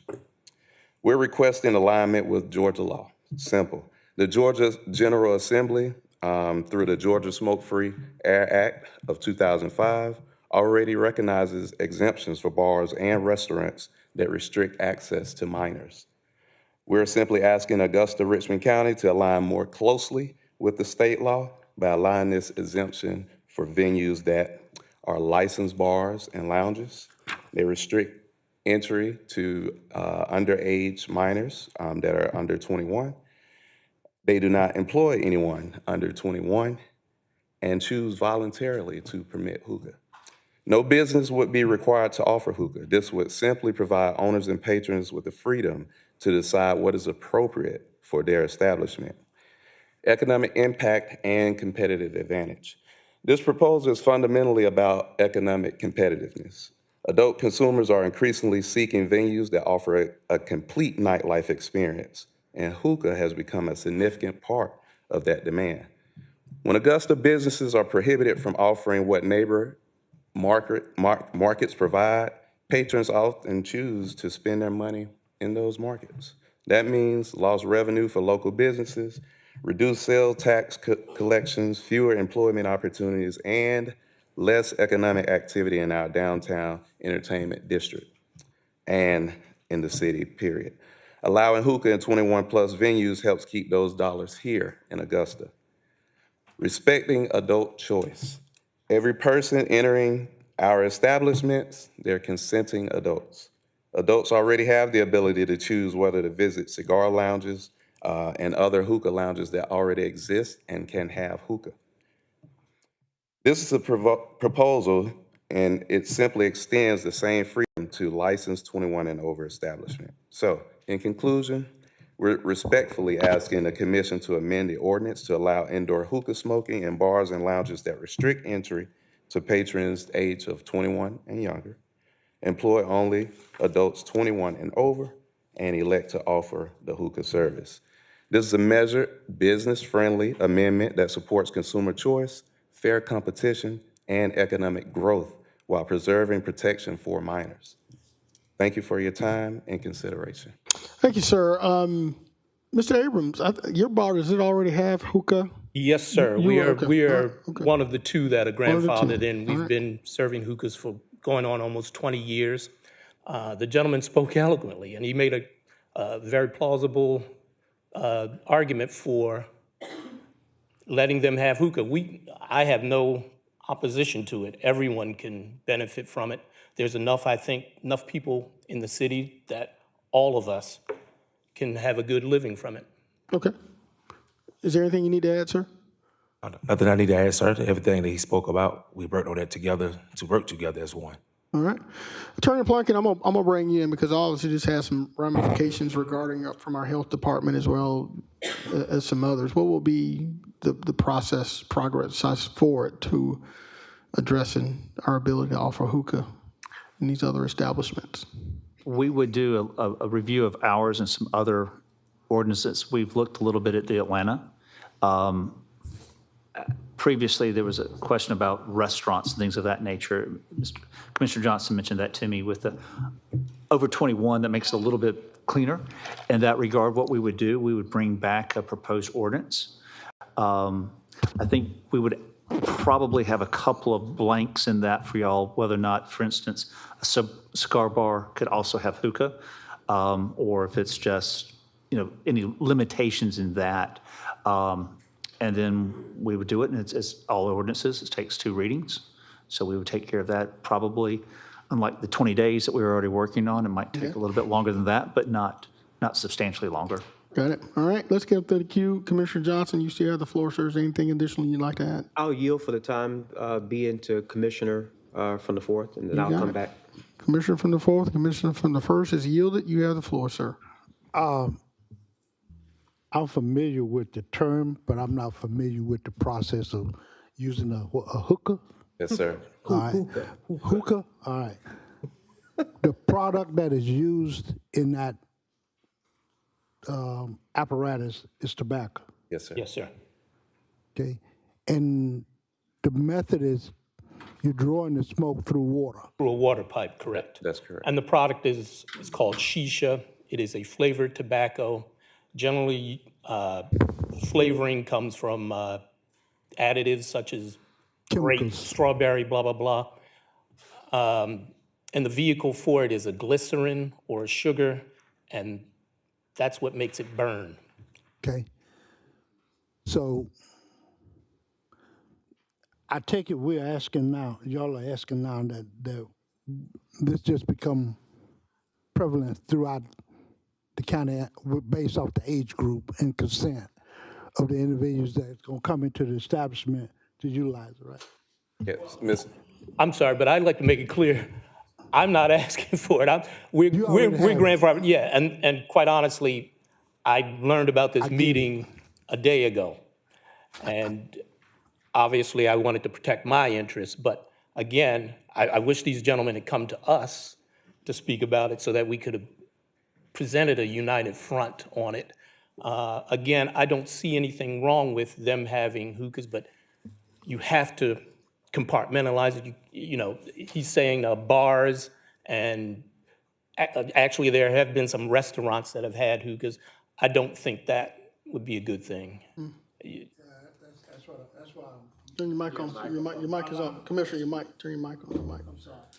That's why I'm asking my line of questions, is because I'm trying to figure out restaurants. That means if you are actually a restaurant, then you're gonna restrict your food to 21 and up. No, that's not how that works. Well, I mean, actually, we're asking for bars and lounges, not Just restaurants. bars But and lounge? if we want to truly be competitive like our neighboring markets, then restaurants probably should. But neither Alton or myself has a restaurant. We have a bar only, but I think you are, yeah, they're working on some food. So bar. And right now, cigarette smoking is not allowed in bars, right? No public places. No public place, right? Correct. And cigarettes contain tobacco. Correct. So you just took the tobacco out of the paper, and now you got it in a bowl, Yep. and you're smoking tobacco. That's correct. And we're trying to do it for 21 and up, in which we're respecting the adult choice to make that decision themselves. Also, the olfactory, what you smell is different than what you would smell with people smoking a cigarette, even cigars. I mean, you would, some places you wouldn't even know that people are smoking hookahs. Now, just to give you some background on me, I'm a 30-year expert at smoking. I quit more than 30 years ago. So I know what smoking is about, and it's toxic. So no kidding about that. So here we go. So if we change the ordinance to allow, say the word again, hookah? Hookah. To allow hookah into bars, we're actually allowing smoking back into bars. No. Because while that tobacco is burning on the top, all of that smoke is permeating the air. It's going into the air. Am I correct? That is correct. We're not asking for nothing new here, though. There are already lounges that exist that are grandfathered in. Somebody grandfathered it in. I don't know who that was, but let that grandfather in addition live to on. all cigar lounges. Okay, right. But my point is, it's still tobacco. Yes. It's tobacco smoking. Okay. Thank you, Mr. Mayor. Thank you, Commissioner Wimberly. Commissioner Johnson, you Yes, have the sir. floor. Yes, sir. We had the similar conversation when we were passing the cigar ordinance about 5 years ago. I sat on the floor and folks laughed at me, but I meant it. Is that, something like this, even when we're talking about restaurants, a restaurant being able to serve hookah would only be permitted under special circumstances. If I'm a restaurant owner and I have a special exemption or a special license to do this, I will shut the restaurant down and have a specific event to where I could do this. It wouldn't be smoking around children or smoking around an elder. I made a comment then that, this does not bring back smoking sections versus non-smoking sections in restaurants. That's not the narrative that we're talking about. What this is a specialty activity, is a recreational activity that people will only go to if they want to partake in this activity. If you don't like to smoke cigars, I don't think it makes much sense to go to a cigar lounge, right? And so what I look at this more so as being as an economic opportunity for people who own these establishments to be able to, compete in general, make money like everyone else is able to make money. And this is not a taboo. It's not a taboo activity, so to speak. So I would just make a motion to task the legal department to bring us back a draft ordinance amending our smoking ordinance to allow for hookah in certain establishments. Thank you, Commissioner Johnson. Is there a second? I heard a second by Commissioner Francine Scott. Madam Clerk, we have a motion and a second. That's to task the attorney with bringing back a draft ordinance for us to consider to add hookah smoking to bars and restaurants where the age of entry is 21 or older. I don't see any colleagues in the queue for discussion. Let's vote.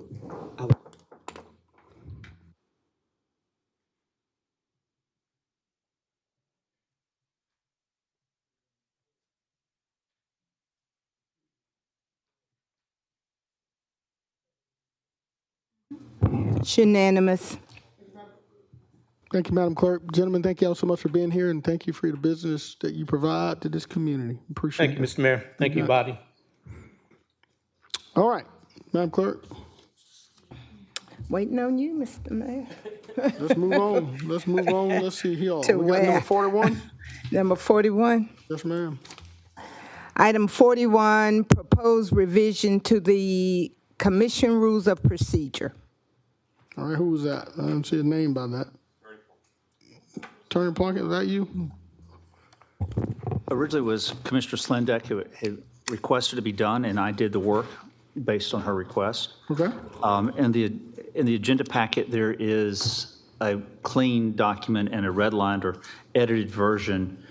The edits that we did were pretty much three components. One was kind of stylistic, maybe a capitalization issue, something like that. There were some parts that we thought that we should complete the index. The second thing was to try to make the document a little bit more consistent with Robert's Rules of Order, unless our rules were substantially, clear that they were different. And then the third was a little bit more substantive, and those issues were, one is that the mayor in the rules of procedure could only vote to break ties, so obviously that's changed. So we removed those issues there. There was some inconsistency with the use of chairman, mayor versus just chairman or something like that, so we cleaned that up. The second thing was to, and this was what Commissioner Slindeck was talking about, was potential disruptions in the chamber, which was maybe signage and things of that nature. So I should give credit to since Mr. Kerr got some credit, I'll give Ms. McLean some credit. She did most of the drafting on this stuff. She researched that. And so the rules of that were that signage was not prohibited. We would suggest if y'all adopt that the rule, our agendas show that there's no signages allowed, but also for disruptions and things of that nature and how that person could be called out of order. And then the third issue was the personal identification or personal information. And that's obviously been an issue that some of the citizens have brought forward. And I'm going to probably mispronounce Ms. Mabry's last name, but she's spoke on it multiple times. And she provided some information, and we kind of looked at other places. And the law department thought it was appropriate to continue to have information submitted to the clerk so that if the clerk needed to contact a speaker, they would be able to have that information. As far as at the time of the meeting, some places to just have a name, and we thought that it would be more appropriate that the person speaking indicated at least the county they resided in, so that it's a resident of Richmond County, or it's someone who's not a resident, so you may have a little different view of that. In the same way, if they're speaking on behalf of a company, whether that company maintains an office in Richmond County or not. So that was kind of the bulk of the changes. There's obviously more that could be done, but we didn't want to just redraft things. We wanted to look at what was kind of stylistic and cleaning up things, and then the other part was to make some changes relative to conduct and personal identifying information. Thank you, Attorney Plunkett. Chair recognizes Commissioner Brandon Garrett from the 8th. Thank you, Mayor. Just one question in regards to the signage or whatever inside the chambers. Are there any First Amendment issues that we should be aware of? So while I gave her the compliment, I'll also say that Ms. McLean did the research, and there's not. Okay. So it's kind of an inconsistency is where we get into trouble. But if we say no, and then we've also worked with the marshal, I believe we provided some information to the marshal for their policies. If you were trying to say that you cannot speak or protest outside of the building, First Amendment issues. If you were to say that you couldn't come into the building, say the lobby, and do that, that could be a First Amendment. So you can identify places, but to come in here, it has twofold. One is disruption, but the other thing is it can be on occasion a security issue. And so by just saying don't, and we're talking about signage, we're not getting into clothing or something like that. This is obviously if it was an offensive shirt, not a candidate offensiveness, but it was inappropriate language on it, we could certainly say not to do that. So I don't think there's a problem saying no signs. It's just that what signs will you get into some slippery slopes. Thank you. Chair recognizes Commissioner Francine Scott from the ninth. Thank you, Mayor Johnson. Attorney Plunkett, I'm back, I'm at, on page 476, under those attending the meeting and being disruptive. How many times do a person, or is it a time, amount of time a person can be called and saying being disrupted? Like if a person come 1 week and speak for 5 minutes, and the mayor or whoever is saying that this person is being disrupted and ask them to leave, if they come back a second time within a month or so, is it a limited times you can tell that person they are out of order or disruptive and be sensitive to be not to come back into the chamber for 3 months, 6 months, or anything? I didn't see it here, and I'm a slow reader too. Yes, ma'am. So, and also on the 5-minute, I did make a slight edit to that any questioning by the body would not go against the speaker's 5 minutes. You know, in other words, if sometimes the commissioners will engage someone and you don't want that to necessarily limit the 5 minutes. We did not change that rule. So basically the way it works is that the chair would declare someone out of order. At that point in time, there could be a point of order if someone thinks that that person is not outside of the scope. And then the commission can overrule the chair in that regard and allow the person to stay. If the person is removed and the commission does not find any problem with that, in fact, maybe that's the right thing to do, the commission, not the chair, can make a motion to exclude that person for up to 60 days. That's existing rules. That's a vote on, and then y'all as a body say, we don't want this person to come back for 60 days. You could make it longer. Some places don't allow delegations. I think that would be considered, repressing speech in that regard. One time it was asked, maybe it should be longer, that the person can only come back on an item every 120 days, but then other people say maybe every time. And so we didn't touch that type of change. We really were addressing conduct, but you still have the provision that if you find that a speaker was so offensive, you can make a motion, and if seconded and voted on, you could ban that person for up to 60 days. Thank you, Commissioner Scott. Chair recognizes the Commissioner from the first, Commissioner Jordan Johnson. Thank you, Mr. Mayor. Question about signs and shirts and stuff that's deemed offensive. Who would make the determination if a shirt or something is offensive? If I had on a shirt that said Jim Plunkett can't dance, would who would make that determination that would be offensive? Other than you, of course. I was going to say I'd take offense to that. If it was Jim Plunkett for a probate court, that would be a vintage shirt. And I don't share that sentiment, Jim. I do think you can dance. Thank you. That's the chair. But if the chair makes a ruling, the body under a point of order can challenge the rule, and if a majority says it's okay. The signage is easy. No signs, so we don't have that debate.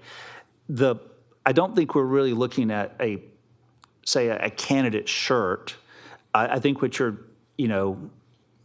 pick up 6th or 7th letter of the alphabet, and that might be something that would be inappropriate for there. So I think you have to allow the chair to have some discretion, and if you were a bit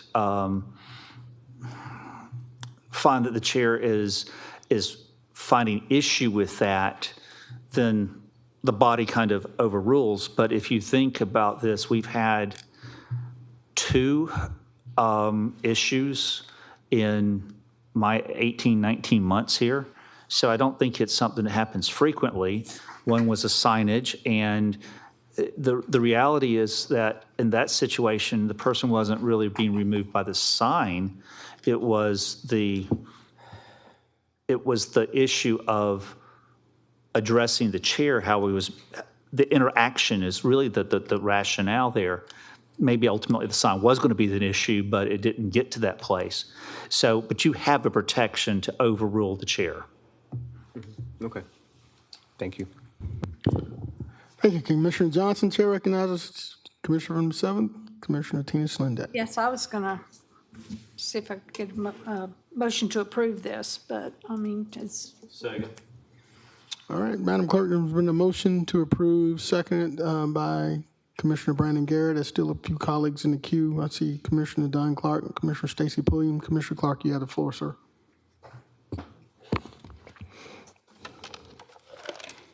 I was looking for the section that kind of protects to what Attorney Plunkett was saying about some of the kind of outbursts and everything like that. That still lies within the hands of the chairman for he or she to determine what's out of bounds and all that. Where is that? I don't know where. I'm kind of like Commissioner Scott on that one. I'm a slow reader as well. Where is that protection in here to clearly articulate that piece?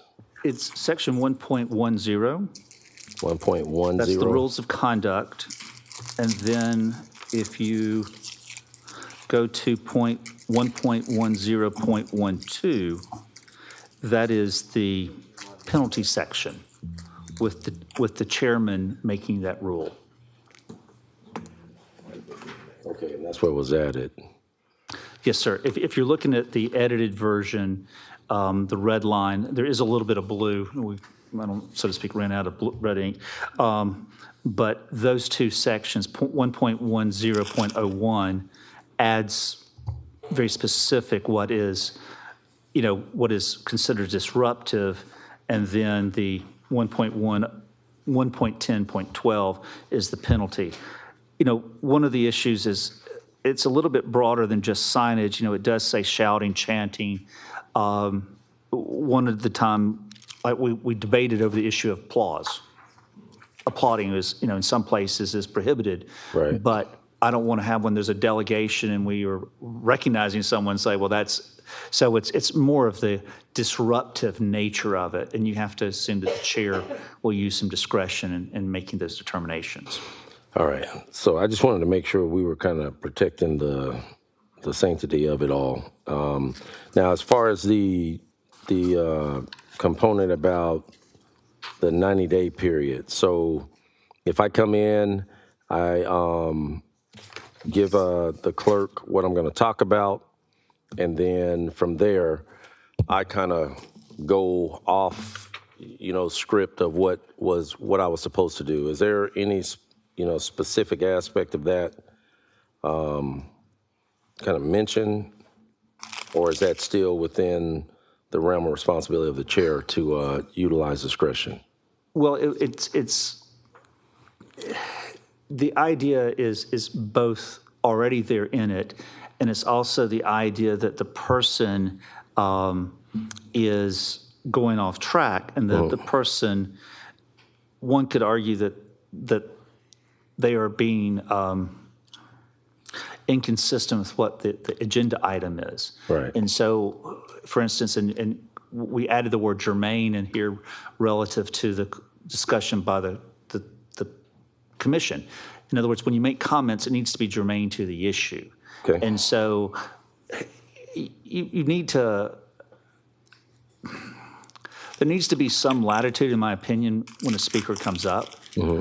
Because if you don't have a little bit of latitude, then you're going to find that the speaker is going to be making some of the most vague requests, and that's going to put the clerk in a position of, is that admissible or not? If someone said, I'd like to talk about the status of Richmond County or Augusta Richmond County, that's anything you want to say. So you let the chair be reasonable. And again, once every 9 or 10 months that someone's called down is not a very frequent occurrence. Yeah, and the reason I asked that, I saw one of the requests that came through, and I saw the email traffic between the clerk, and the statement was made, going forward, I'll put a title up here but I intend to talk about multiple topics. And there's not, I mean, it's 5 minutes. And for the speaker's purposes, when you put 3 or 4 topics, you're now bound to the 90-day rule for all of those topics. So, you know, they're better served than talk about 1 item or 2 items. Right, but because right now it seems like the trend is, as long as I do a different topic, I can come up as many times, repeat over and over and over again, because I'm just changing the topics. And what's stated is public comment on the same issue within a period of 90 days. And it's not frequently, but on occasion, Ms. Bonner and I do communicate about whether or not this is the same item. And so to try to make sure that that 90-day rule is preserved. Yeah. And then she, on occasion, will contact the speaker to clarify and to notify them that it's the same subject matter and they shouldn't, you know, either talk about something different or don't come. That's kind of that's the behind the scenes stuff that happens. Yeah, and that was, I just, speaking of that one particular situation, I had saw that kind of back and forth.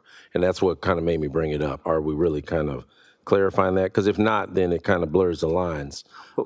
Well, there's a phrase in law that bad cases make bad law. Mm-hmm. And so we don't want to, if there's one speaker that at one time did something, let's don't redo the world just to create that situation.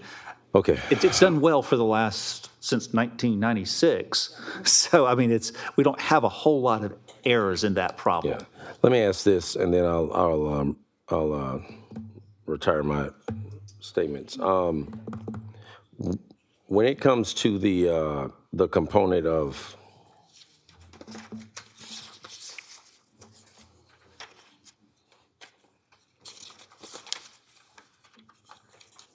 all right, I lost my place where I was looking. Okay, thank you. Yes, sir. Thank you, Commissioner Clark. Chair recognizes Commissioner from the second, Commissioner Stacy Pooley. Thank you, Mayor Johnson. Attorney Plunkett, in, what is this, page 484, 3.04.07, can you elaborate on that addition more? The portion about an affirmative vote on the motion to lay on the table cannot be reconsidered? Because previously, I'm assuming it was not that. Well, I'm not assuming. I'm reading that that portion was not there. So what does that change? Would you yes, sir. Please state again? Yes, sir. Page 484. I only have it by the document. I apologize. That's okay. 3.04.07. Okay. And the top of that page on mine says item 40. Oh, it's off item 41. That doesn't help. So this is the supplemental motions. I'm sorry, I went too far. It's on the lay on the table, postpone temporarily.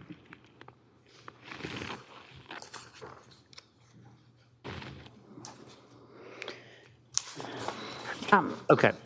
So if you could restate your question, I've got it in front of me now. How does this, the portion that is added that says an affirmative vote on the motion to lay on the table cannot be reconsidered. So prior to that, it could be reconsidered. It would not be reconsidered under Robert's Rules of Order. It would be actually a motion. What was happening is that the initial thought was basically get rid of all the motion discussion and just say, see Robert's Rules of Order. And my concern with doing that was it would look like we changed a whole lot. And so what we were trying to do here is to not tighten up, but more clearly state how it would work in Robert's rules. And so, for instance, if the motion delay is done, delay on the table, and everybody passes that, then we don't have a substitute motion. So this is consistent with Robert's rules. It's consistent, should be consistent how this is historically be done. We just wanted to clarify that you don't go back and forth, back and forth. Once it passes, it's passed and it's done for the day. And currently, the way it is, It should be the same. It just wasn't clear in the document. So we were clarifying it by adding that. so right now, we are able to go back. Under Robert's rules, you would not. And Robert's rules is the default. And so that we're not changing anything. It's the current rule. We were just expanding the language of it so that it would be more clear that this is what the rule means. Okay. For me, instead of doing an approval today, I would like to do a substitute motion to move this back to committee. I know we didn't have most of our committees last time, and so a lot of our items, we just pushed on through without having discussions on them, and some of them, I was okay with that. This document is rather lengthy, and even though we've gone through the majority of it, I want to make sure that I am not overlooking anything and can really ask questions that need to be asked. So I would like to see this move to committee cycle since there was no committee because there was lack of quorum. So that's my substitute motion. Madam Clerk, we have a substitute motion by the Commissioner from the second to move this back to committee. Is there a second? Second. There's a second by Commissioner Jordan Johnson. Commissioner Tina Slindeck, I see you in the queue before we vote on the substitute motion. Is there anything you'd like to add? I would just like to say, everybody's had this for a week in their books. So, I mean, I know it's been a crazy week for some of them, but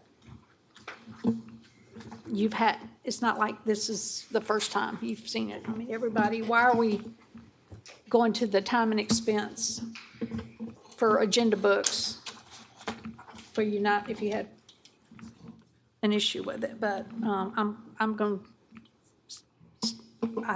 not in favor of that, but we'll vote it through and see where it goes. My original motion stands. Thank you, Commissioner Slindeck. Madam Clerk, I don't see any colleagues in the queue. We're prepared to vote on that substitute motion to send this back to committee.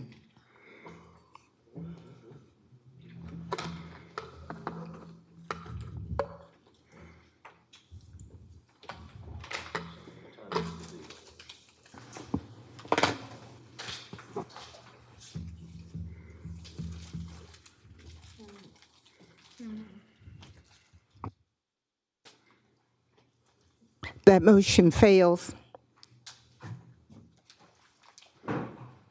with Mr. Johnson voting yes, Ms. Pulliam voting yes, Mr. Wembley voting yes, Mr. Lewis voting yes, Ms. Scott voting yes. Voting no, Ms. Rice, Mr. Clark, Ms. Slindeck, Mr. Garrett, Mr. Guilfoyle, and Mayor Johnson. Thank you, Madam Clerk. Let's move forward with the original motion, please. To approve. To approve. Mm-hmm.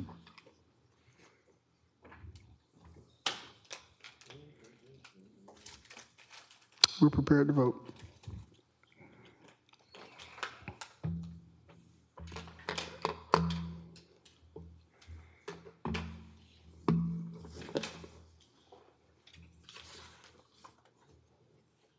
That motion carries 9-2 with Ms. Pulliam and Mr. Johnson voting no, George Johnson voting no.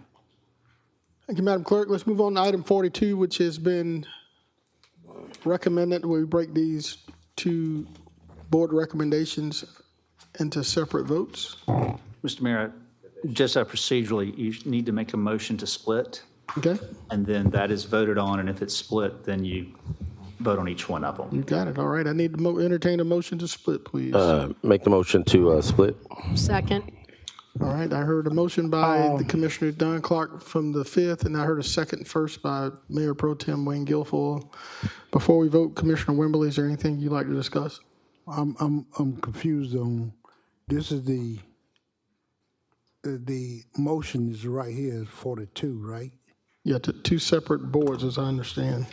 So we get to not discuss the original motion? We're going to discuss them, but independently, separately. No, you don't get to discuss the motion. I pulled a motion. I didn't pull it so if there's going to be a motion to separate it, then I think, from my understanding, you address the original motion, and then that take up the motion to split it up. You know what, Parliamentary Attorney Plunkett? It would be appropriate for the motion to approve, then there'd be a motion to divide. Right. Then the motion to divide is voted on. If it passes, then you would have two motions to consider. All right. Madam Clerk, we're going to address this motion number 42 as originally stated by the Commissioner from the 4th with both. And then if that motion passes or fails, if it fails, we're going to address the motion that's been made by Commissioner Clark and seconded by Mayor Pro Tem. All right? So but Mr. Mayor, I said we discuss it. So that means I could ask some questions about it. Sure, if you'd like to. Okay. No. Would you like to ask some questions now? Because I had not made a motion. I'm just saying. Okay, sure. Okay. So would you like to ask those questions now before we vote on it? Yes, sir. Yes, sir. You have the that. floor. You have the floor. Thank you very much. But Mr. Mayor, I'd like to address these to the clerk. Yes. Okay. Madam Clerk. Yes, sir. I'm asking so the commission is clear on the proper procedure before we vote, especially multiple appointments, when multiple appointments are listed on one agenda item. So here's my question. For historical clarity, when the commission has ratified legislative delegation appointment in the past, has that typically been done as a group on one motion, or have the appointment been considered and voted on individually? Commissioner Wembley, historically, the legislative delegation usually sends in multiple appointments on a list, and I kind of thought we probably would be discussing this. Put that on the screen for me.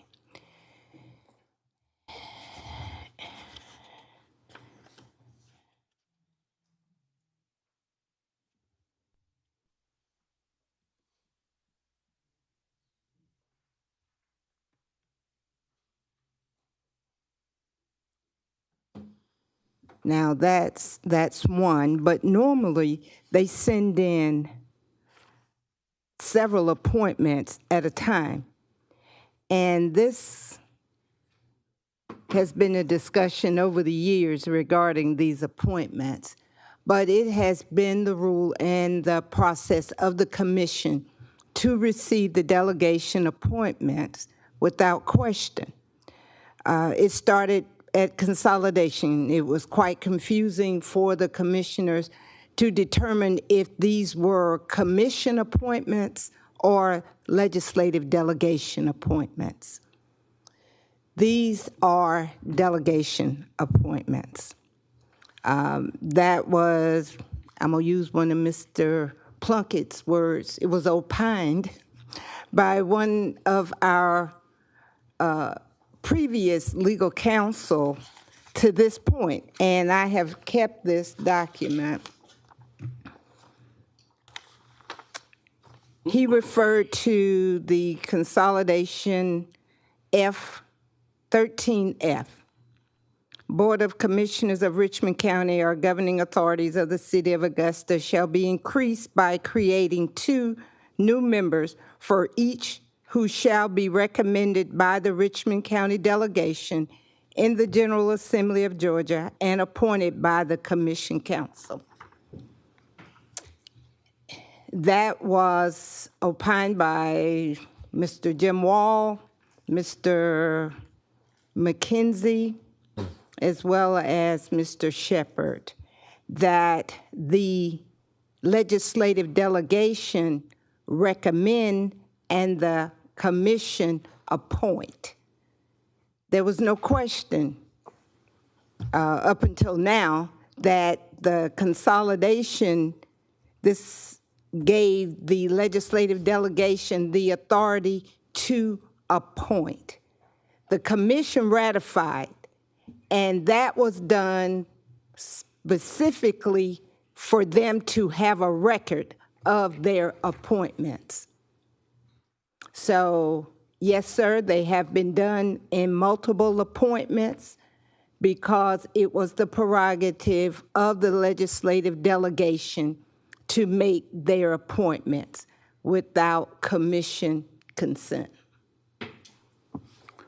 So my understanding now then is that when the delegations send their appointees on the list, then all we're doing is confirming who they sent. Yeah, let me, if I could. I mean, this has come out through numerous commissions. This is not the first time because they were not familiar with it. This happened back in 2015. I'm going to put it on the screen as well so you can actually see what is being said. Put that on. Or what is being asked of then Attorney General Counsel. Just got your order. Mr. Fenoy asked Mr. McKenzie, since these are the appointments or legislative appointments and appointments from the Senate, why are we approving their appointments? Mr. McKenzie, I think the best answer to that is the Consolidation Act allows for a mechanism whereby the names will be brought to this body so that we can have a record of it that the clerk maintains so that we know who the official members are of each governing board and authority. Mr. Fenoy, I think it's evidently the legislator in the Senate has these 4 appointments. He says you're right. And so that has been the process and the practice since consolidation regarding these appointments. They are legislative prerogatives that the commission, they recommend, we ratify. And that has been, and I showed you the other list, so that's how we have practiced this through these years. So Ms. Brown, I'm going to direct this question to Ms. Bonner. Would you put that back up, the one you just took down? Which one? The one you just took down. Just put that one back up. That one? Yes. So this is for the attorney, Attorney Plunkett. So all we're doing, according to Mr. McKenzie's response, is all we're doing is making a record of the appointment that the delegation is sending forward. We're not here determining who their appointee are. We're just making a record that they're sending forward a particular name to hold a particular position. Am I correct? Mr. Wimberly, what's interesting about a number of these boards is, for instance, the tax assessors board, it refers to 2 members being appointed by the legislative delegation. The library board, 2 additional members appointed by the legislative delegation. The Augusta Aviation is 2 additional members should the delegation choose to appoint 2 members. However, there's two boards, one of which is the Canal Authority and one of which is the Ports Authority. It says that 2 members shall be recommended by the delegation and appointed by the commission. So the language is different in 2 of these boards. I'm not disputing, I don't know for a fact either way whether or not Mr. McKenzie or, Mr. Wall was referring to all of them. But when this issue came up, I went to see what the language was for the particular boards, and some say 2 say recommend. I did not look at every board, but it was interesting that there was different language in here. So that is kind of the issue that is in front of us, is the language of recommending versus appointing. I do agree that if the delegation has the authority to appoint someone, then you're simply memorializing. We can call it ratifying if you want to, but I don't even know that it gets ratified. Appointment is appointment, and you're really just acknowledging those appointments. And I think in the past, even for the Canal Authority and the Ports Authority, the commission has not really deviated from saying their designees are who are going to be put there. I'm not familiar with any Canal Authority or Ports Authority discussions either way, but these do have different language and doesn't say directly that they're appointed. In fact, says that this body has the authority to appoint those members. So that's why I brought that. When you say this body, are you referring to the commission? The commission, the language specifically says that in addition, 2 members shall be recommended by the Augusta Richmond County delegation in the General Assembly of Georgia and appointed by the Augusta Richmond County Commission. So it's not an unreasonable interpretation that recommendation is the same as designee and that you should follow with the traditional language of ratifying, but I don't know that that is legally required. So who owns the position? Does this body own the position, or does the delegation own the position that is trying to be filled? So because if this body owns the position, why the delegation is able to present a nominee? If the delegation owns the position, we'll just, what you say, ratify? I think that would be an appropriate word. Okay. So I think it's similar to the idea that in the rules of procedure that say that where the language may say that a commissioner has a right to appoint, your rules of procedure say that really the appointment is by the commission and they're ratified. That's in your rules of procedure. So I think a strict reading says that these are to be appointed by, for the Ports Authority and Canal Authority, they're to be appointed by this body, by the commission. But you're receiving recommendations for those 2 names. But having said that, we don't need a recommendation from the No, you're supposed you have to get, you should get recommendations because it says shall be recommended. But if we don't approve what they recommend, then who are we going to put in the position? You'd be, in my opinion, you'd be requesting another recommendation. So we'll be telling them who we want to represent them.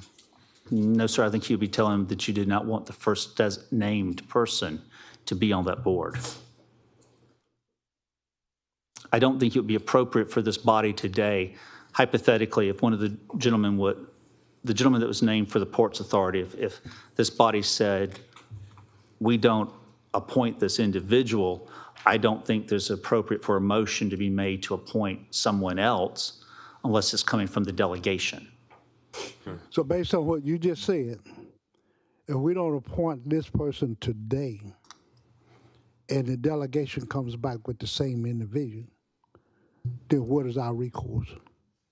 I think at that time you would be having the same conversation, and at that time have you changed your mind and now want to appoint that person? But if the body is not willing to do it, I think you go back into a cycle of they recommend and you don't appoint. At some point you hope that people get together and find a name to put up there that everybody could agree to, or at least 6 people could agree to.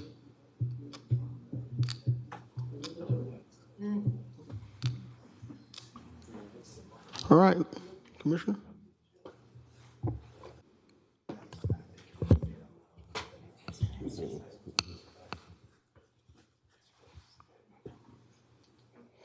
Motion. Commissioner, there's a substitute motion.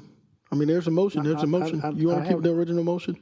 Say again? You want to keep you want to go with your original motion to approve? is the Mayor, one I have a that- question too. Yes, sir. We're going to get to it. Commissioner Wimberly still has the floor. You good? The agenda item it would be my motion. All right. And is there a second to that? Didn't Commissioner Johnson second that to approve the original agenda motion? Did you second that? I did. All right. Commissioner Johnson just seconded it. We got a few colleagues to get through in the queue. We're going to vote on that in just a second. Commissioner Brandon Garrett, you have the floor. Thank you. Not sure who to ask this question to. It's either going to be to the attorney or to the clerk. I'm not sure who. I guess who received these recommendations from the delegation? The clerk's office. Okay. Okay. I wasn't sure what. Over the years, they send them to me. Okay. And we put them on the agenda as. Yes, ma'am. I guess my first question is, was this a unanimous decision or a unanimous recommendation from the delegation? Well, usually the chairman sends it in. I don't question the procedure and process. Your mic's not on. Oh, I'm sorry. I can hear you. How they come about with their recommendations. That's a process and procedure that the legislative delegation has among itself. So once they send it to me, I mean, over the years, I haven't gotten any pushback from anyone else once they're submitted to our office. I just know there was questions around whether a decision we had made and sent to the delegation was unanimous or not. So that's just the reason I was asking that question. Attorney Plunkett, I think this question is probably for you. I saw you did some research into other boards and authorities. Do you happen to have the one for the hospital authority?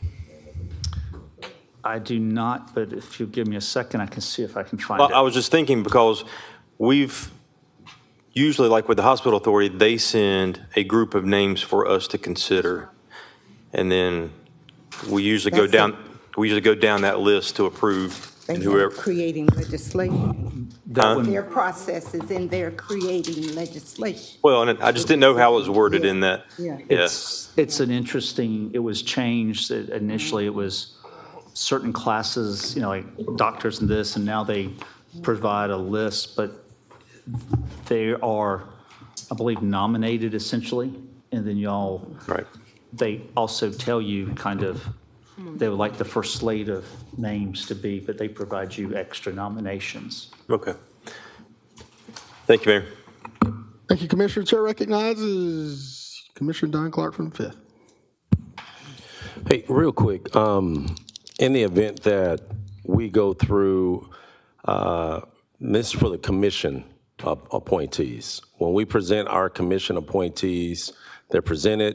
If there's any objection from any of the colleagues for, let's say, an appointee that I make, once I receive, if I don't get the votes it takes to carry it, then what is my recourse in that situation? So that language is in your rule 1.11.01. And it says that when it's determined by the Consolidation Act or other rule or manner that it is a right or turn of a particular commissioner to nominate a candidate for position, such nominee must be elected by a majority of the commission. Right. If any nominee, however nominated, fails to receive a majority vote, alternative candidates may be nominated until the position is filled by majority vote. So in other words, if it is your right, in quotes, and the body does not agree with you, then it's essentially opened up for nominations from the commission. It's a little bit different in my reading of the Ports Authority is that it says shall be recommended by the delegation. It doesn't say unless it fails and then go to something else. Right. So I think that. But it's still based on majority though, correct? They have to obtain the majority for that appointee to be assigned. Okay. And I'll be quite honest, as Ms. Bonner is saying, I mean, this is somewhat, in my opinion, uncharted waters, that the delegation has made you who they would like, and that's who you ratify to put there. You know, that's just kind of the way it's always been done.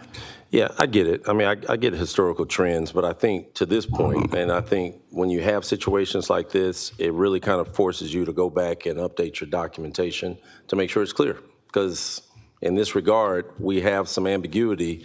Some of the boards have it, some of the boards don't have it. So if we're going to clean it up, let's clean it up. Let's get it addressed.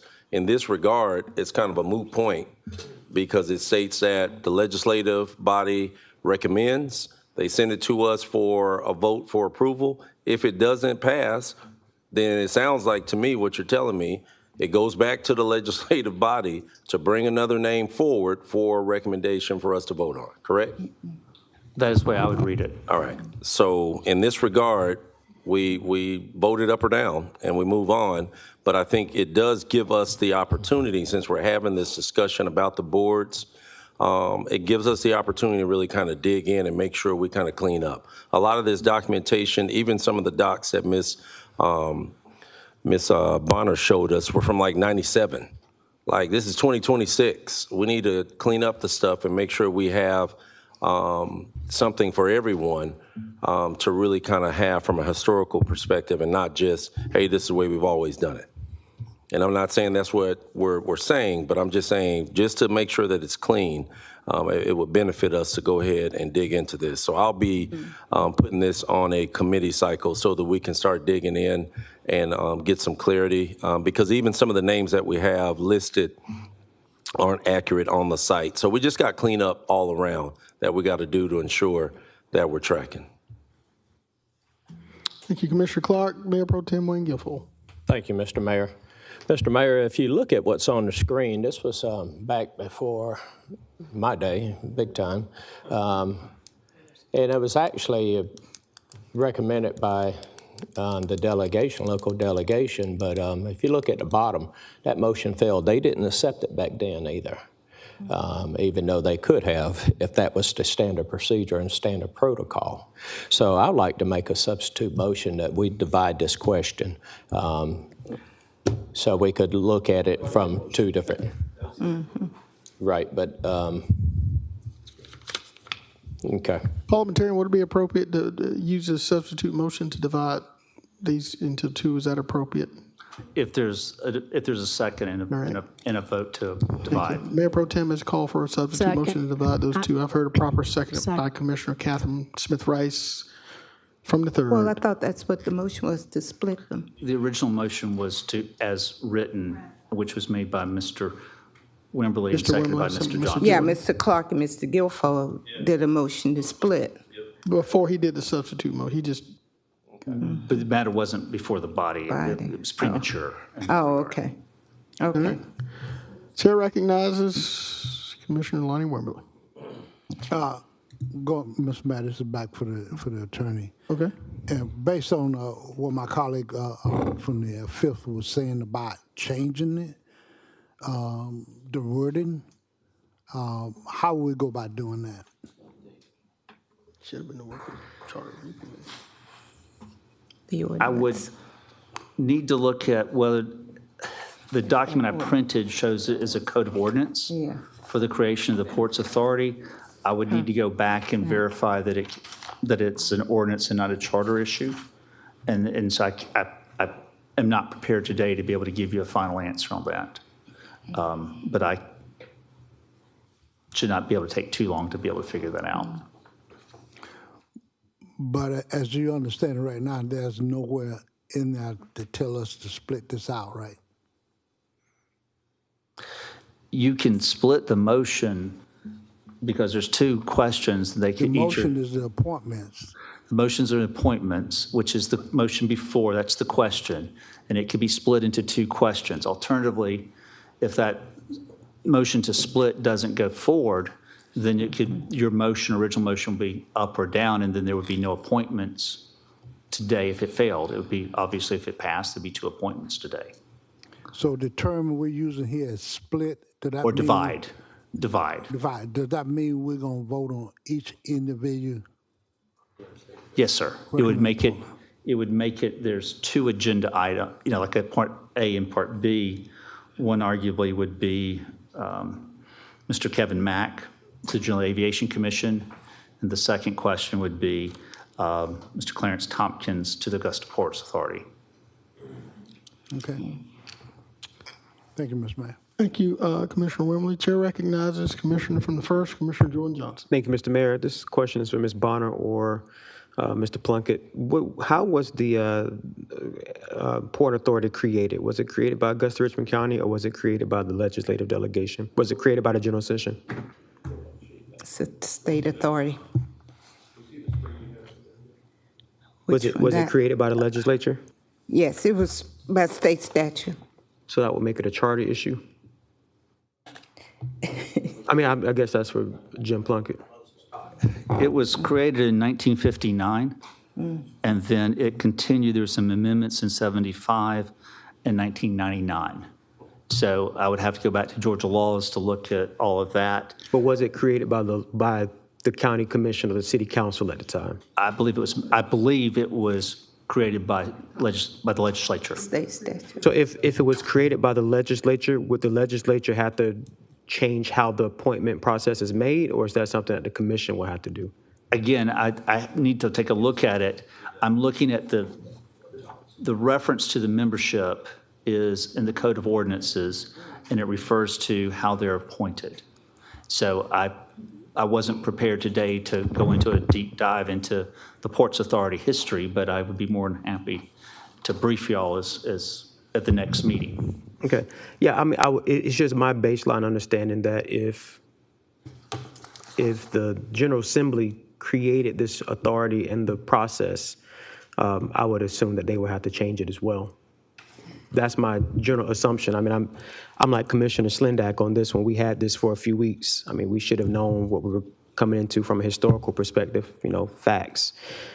She said it was hectic, but we've had it. So I really would agree with her on this one. So I would like for us not to push this back too much further, because it's a really serious thing. And I would also caution us before we start talking about, well, I'm still speaking, sir. I was very rude of you.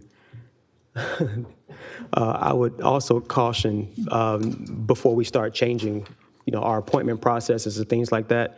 I think it's just been a general consensus that the commission respects its appointees. I know this is a little bit different, but it's a general consensus that the commission respects its appointees. There's been plenty of appointees to this board that this board has made that I didn't agree with, but I supported them because I support my colleagues. And so I would hope that, we don't go too far into the weeds on that one. But if you could get us a determination as to how was this authority created and whose responsibility it is to make changes to this appointment process, I would appreciate that, and perhaps we can get that before next meeting. Yes, sir. Mr. Johnson, what I'm looking at is in the code, it refers to an act creating the Augusta Ports Authority. And so a lot of what happened is that acts were then just kind of put into the ordinances in that regard, almost verbatim.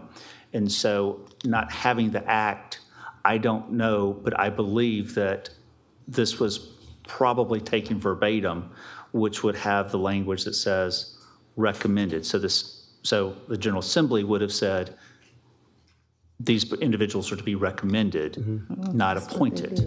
But so, you mean, when you say verbatim, it's verbatim from perhaps the state law? From the Georgia law, From yes. the Georgia law, And okay. I have to go to the public library, because that's where the law library is now held, and it's not available. I can't find it online. I go to that physical book from those years, so it takes a little bit of time to get to it. Gotcha. I'd be more than happy to provide you all the relevant data I can on the Ports Authority and its creation and amendments. That'd be helpful. Thank you. Now you can call for your. All right, Madam Clerk, there's been a call for the question. I don't see any colleagues in the queue anyway. But just for the record, Mr. Mayor, Yes, the ma'am. commission came back and did approve this. Okay. All right. At the time, I was just showing you the discussion that they were having among themselves, the back and forth. And then they came to the conclusion, as stated in the Consolidation Act, that they shall recommend this commission approves for there to be an official record. That's what has been the practice in our office since consolidation, that it was that way. Madam Clerk, that is noted. There's been a call for the question. We're prepared to vote on the motion that's been brought forth by Commissioner Brandon Garrett and seconded. I'm sorry, the substitute motion that's been brought forward by the Mayor Pro Tem that has a proper second by Commissioner Catherine Smith Rice, and that is to split these two individuals into separate votes.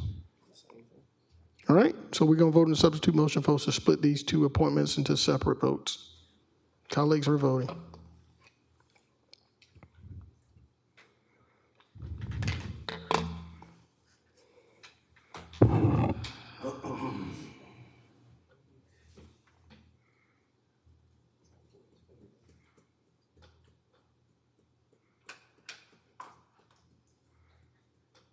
That motion carries with Ms. Pulliam voting yes, Ms. Rice voting yes, Mr. Clark voting yes, Ms. Slindeck voting yes, Mr. Garrett voting yes, Mr. Guilfoyle voting yes, Mayor Johnson. Voting no, Mr. Jordan Johnson, Mr. Lonnie Wembley, Mr. Tony Lewis, and Ms. Francine Scott. Thank you, Madam Clerk. With that vote passage, I ask for a motion on the first individual to be considered for appointment. Let's go in, perhaps, is there any alphabetical order to this? Let's just go in the order in which they are. Mr. Kevin Mack, is there a motion to approve Mr. Kevin Mack, please? So moved. Second. I heard a motion by Commissioner Brandon Garrett first, seconded by Commissioner Catherine Smith Rice. Madam Clerk, we're prepared to vote.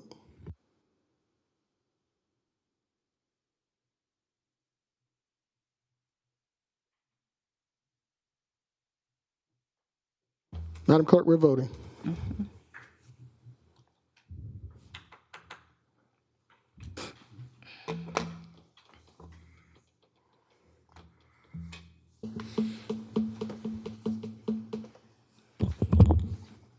Mayor, I have a question before I cast my vote. All right, Chair recognizes Commissioner Brandon Garrett. This question is for the attorney.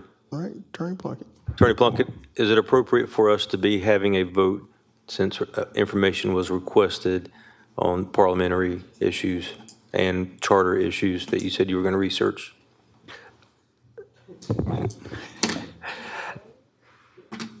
Mr.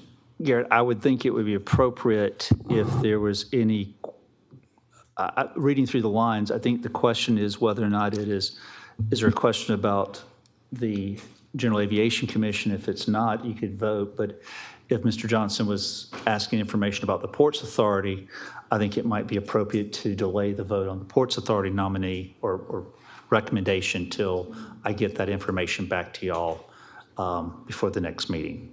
And I think that the request actually was to provide it prior to the meeting, so we'll distribute that in advance of the meeting. Not Tuesday, which is that's a committee meeting, so it won't be Tuesday, but the following week I'll have it for you. Thank you. It's unanimous. Thank you, Madam Clerk. Commissioner Stacy Pulliam, I see you in the queue, Madam. Yes, sir. How was that different from earlier when we were talking about coastal and we asked for a recommendation from the attorney and he provided us information as to researching and looking up different things regarding campaign contributions, et cetera. How was this any different? Because we still asked him to do research. I'm wondering, I'm sorry, can I address this to Attorney Plunkett, Mayor Johnson? Yes, ma'am, you may. How are these different situations, Attorney Plunkett? They're not really different. I was trying to give y'all information previously. I was going to get it, but y'all elected to move forward. So I am suggesting that I get this information for y'all. Same way I was going to be, and I will still get you information about campaign information.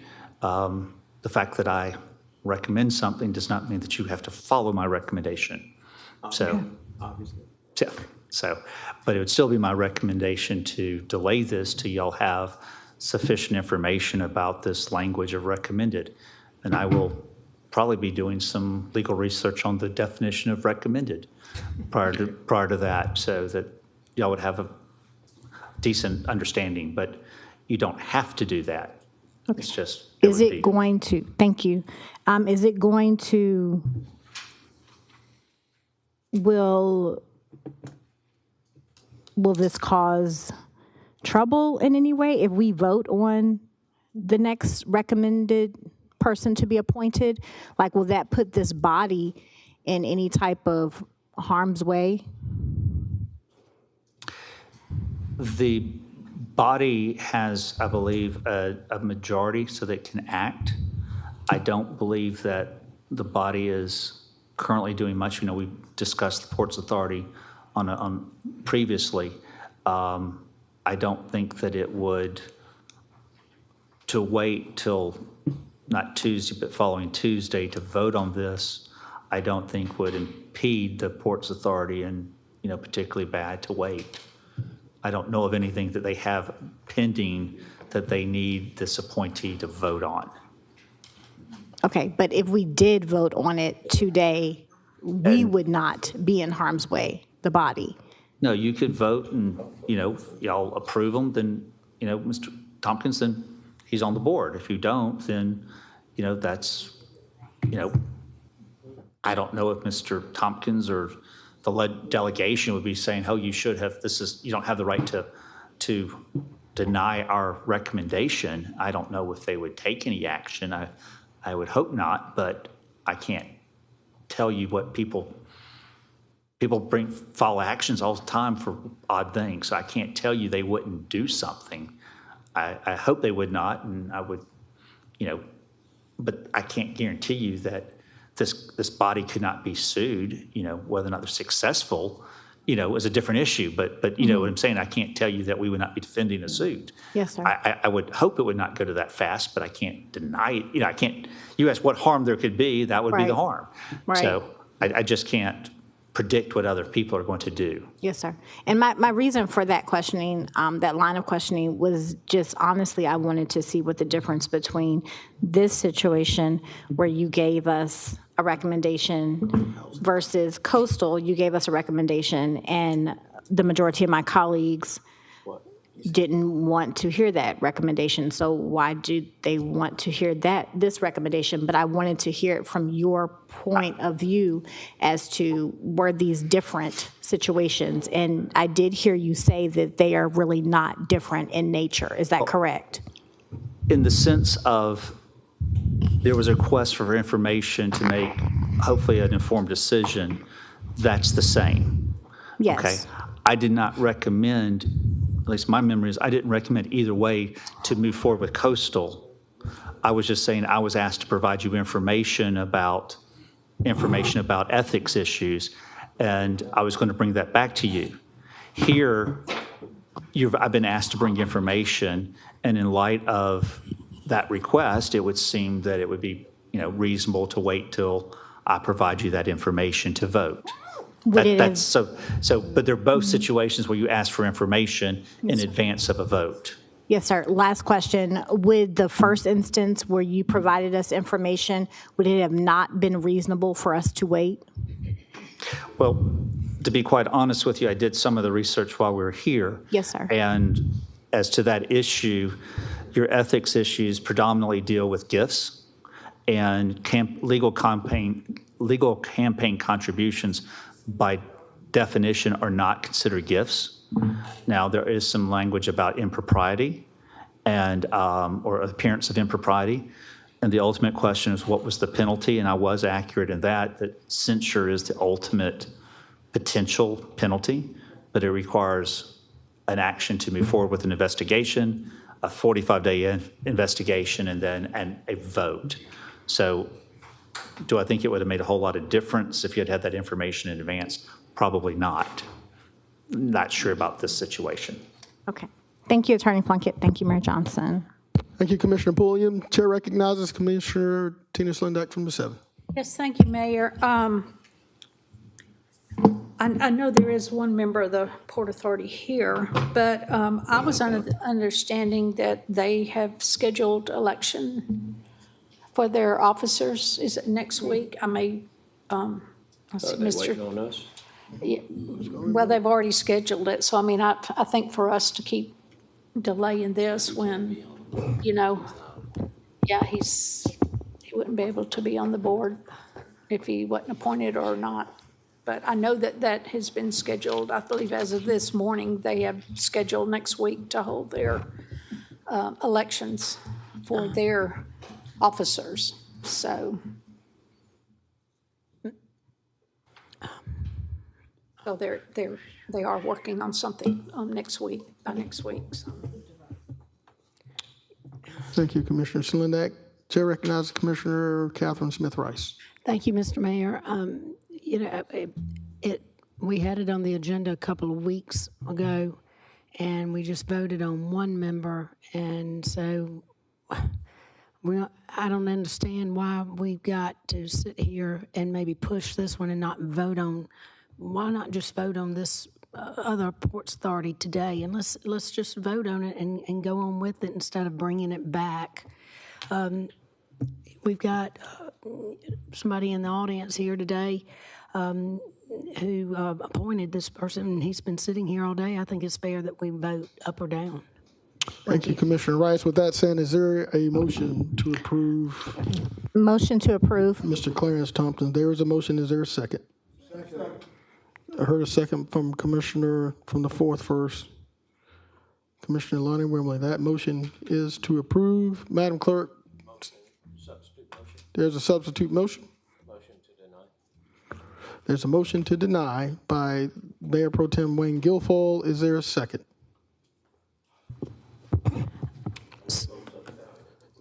I'll second it. It's a second by Commissioner Catherine Smith Rice with that substitute motion.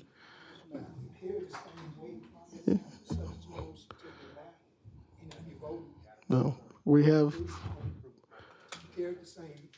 there is a substitute motion with a proper second.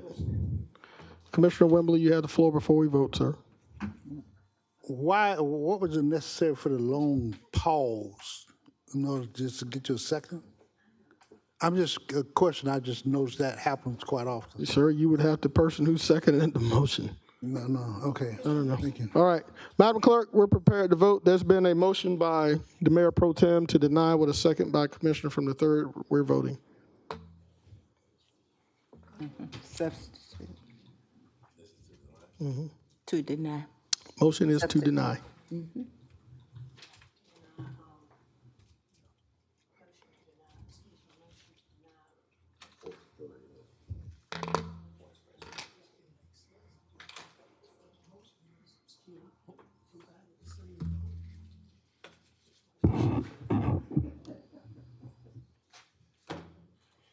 That motion carries 6-5 with Ms. Rice voting yes, Mr. Clark voting yes, Ms. Slindak voting yes, Mr. Garrett voting yes, Mr. Guilfoyle, and the mayor. Thank you, Madam Clerk. Let's move to the last item. Item 43, please.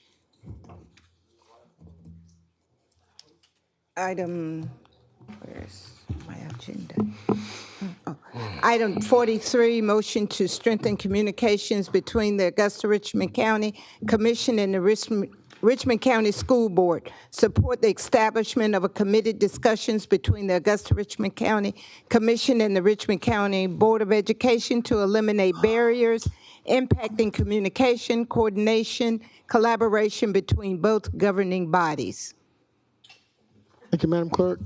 Commissioner Don Clark from the 5th, I think this is your item. You have the floor, sir. Yes, sir. I think most of us are understood on this one. This one kind of speaks for itself. This has been a gap between our two bodies. We are the two largest taxable entities in Augusta-Richmond County, and it's time for us to go ahead and bridge the gaps for communication. There's many decisions that we make from the commission side that impacts the school board and vice versa. There's decisions that they make that impact decisions on our side. So I think for this one, it's simple. I've been talking to Miss Venus Kane, who's been my kind of go-between for the school board, and we both feel that this is, well overdue and will benefit all of us to establish some pointed discussion. So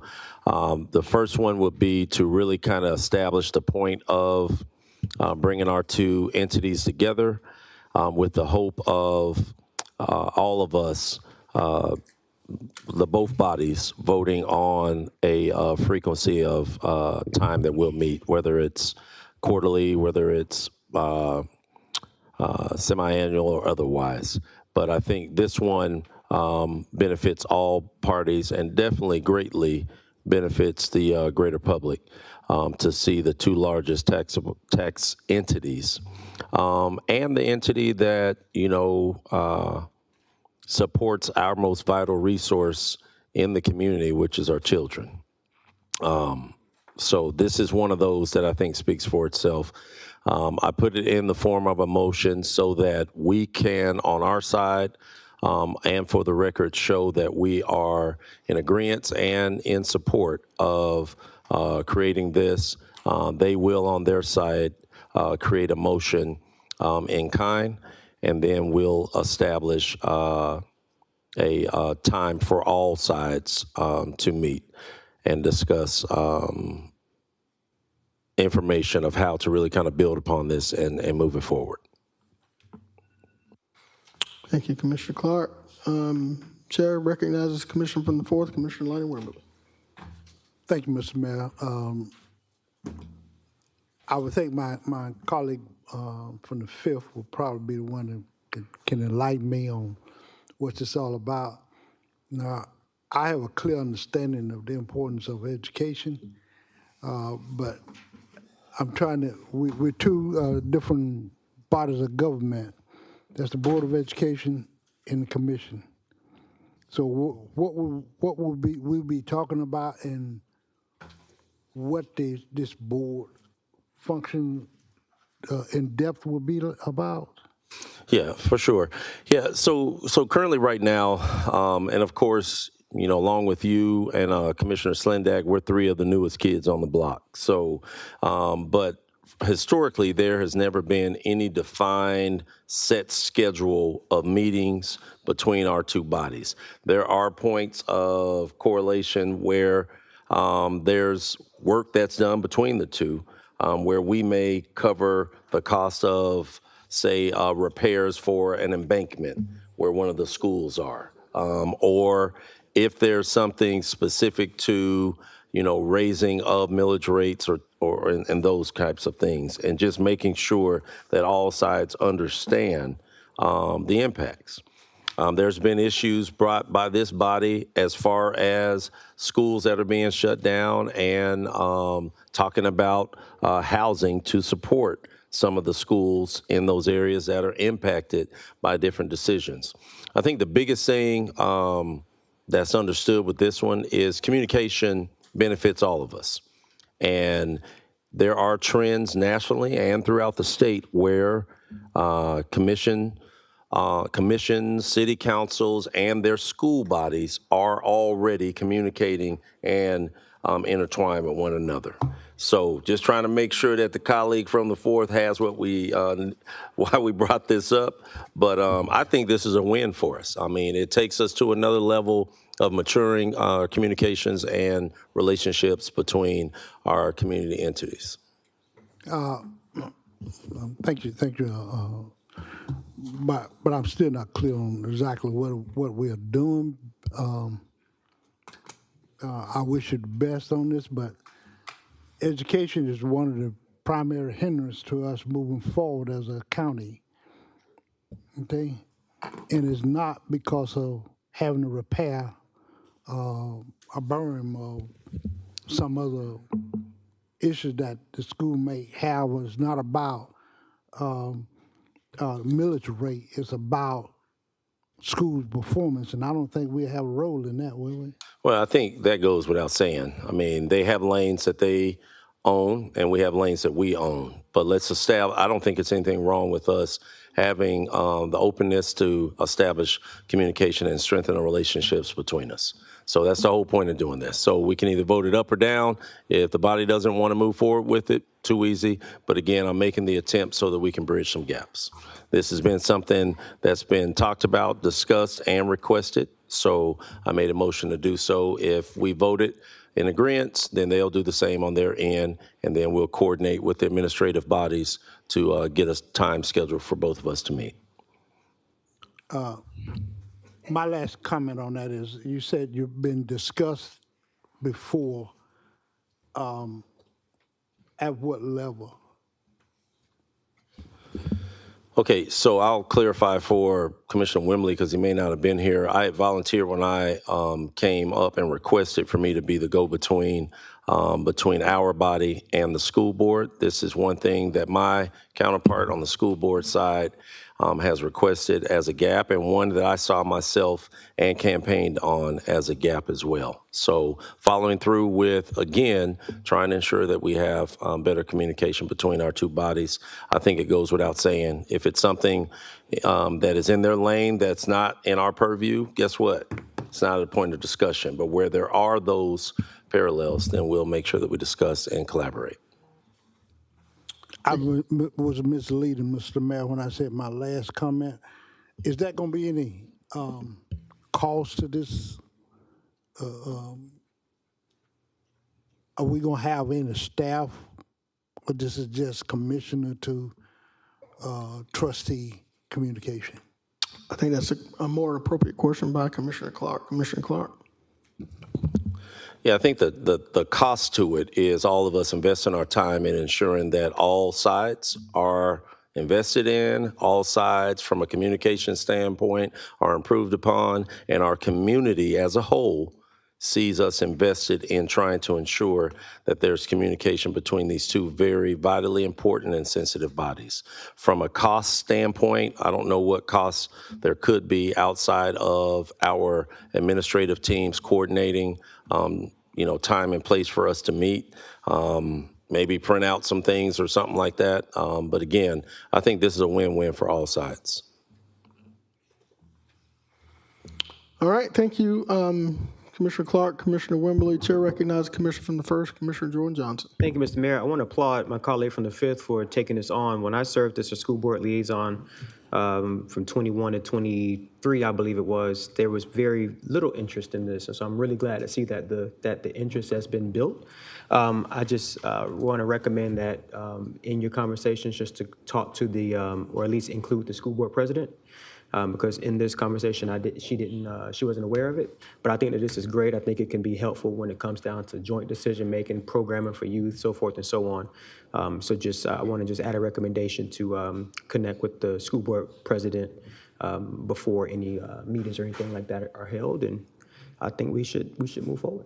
Yeah, and to that point, again, we're doing our motion here. They're going to do their motion, so that'll be discussed with the president and all the board members. So they'll vote on it just as we are as well, so that we can keep it going. All right, is there a motion to approve this item, please? Item 43. There's a motion by the Commissioner from the 1st. Is there a second? Seconded by Commissioner Don Clark. Madam Clerk, there's no one else in the queue for discussion. We're voting. While we're voting, we got one last item. In my leeriness and weariness, I realized we had one item on the agenda. Two. They say item 3 was consented. Keep up, Jim. Keep up.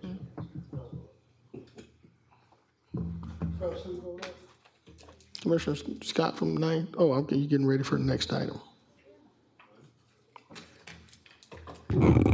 That motion carries with Ms. Rice, Mr. Lewis, and Mr. Garrett out. Thank you, Madam Clerk. Moving back to the addendum agenda, item number 1. Item number 1, discuss the Augusta Common Usage in 2026 Summer Music Series. Thank you, Madam Clerk. Chair recognizes Commissioner Francine Scott from the 9th.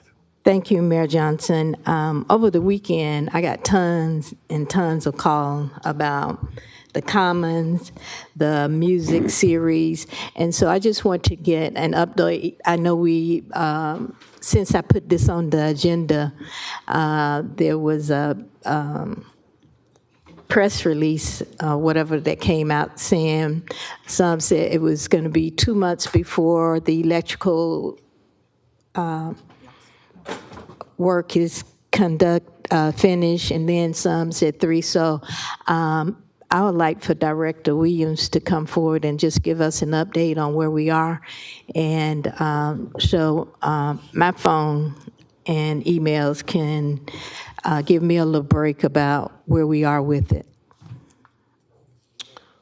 All right. Madam Administrator, we got somebody from Parks and Rec. We need an update. Oh, here we go. I'm sorry. Director Williams, I didn't see you standing over there. Good to see you. You have the floor, ma'am. Good afternoon, everybody.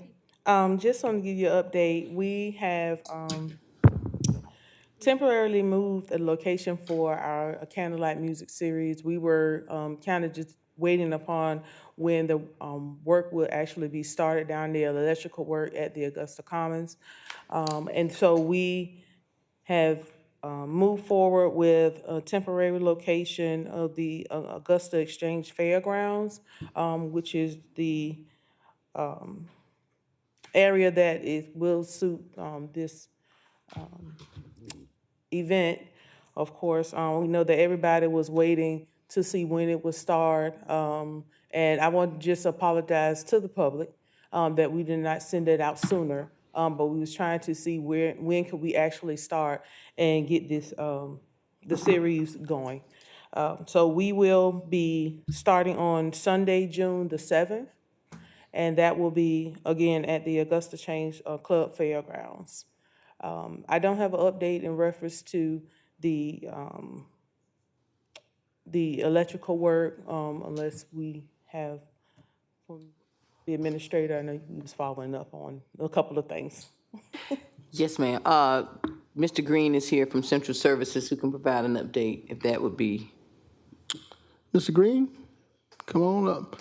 Mr. Green, while you're making your way, Director Williams, who's the performers on June 7th? You know who that is? We were gonna this weekend. We was gonna have the grand announcement. The opening act. Yes. Okay, perfect. It's me, That'll be Mr. on Mayor. all our platforms. It's gonna be you, George Johnson. Yeah, I got a song in my heart. Okay, come on. You can give us a test today if you like.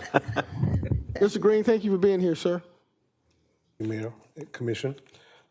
We're right now the contract is actually on your desk, Mayor, is being ready for you to sign them. And then our pre-construction conference starts on the 26th, which is next Tuesday. Okay. And I've signed that contract. I've signed everything today.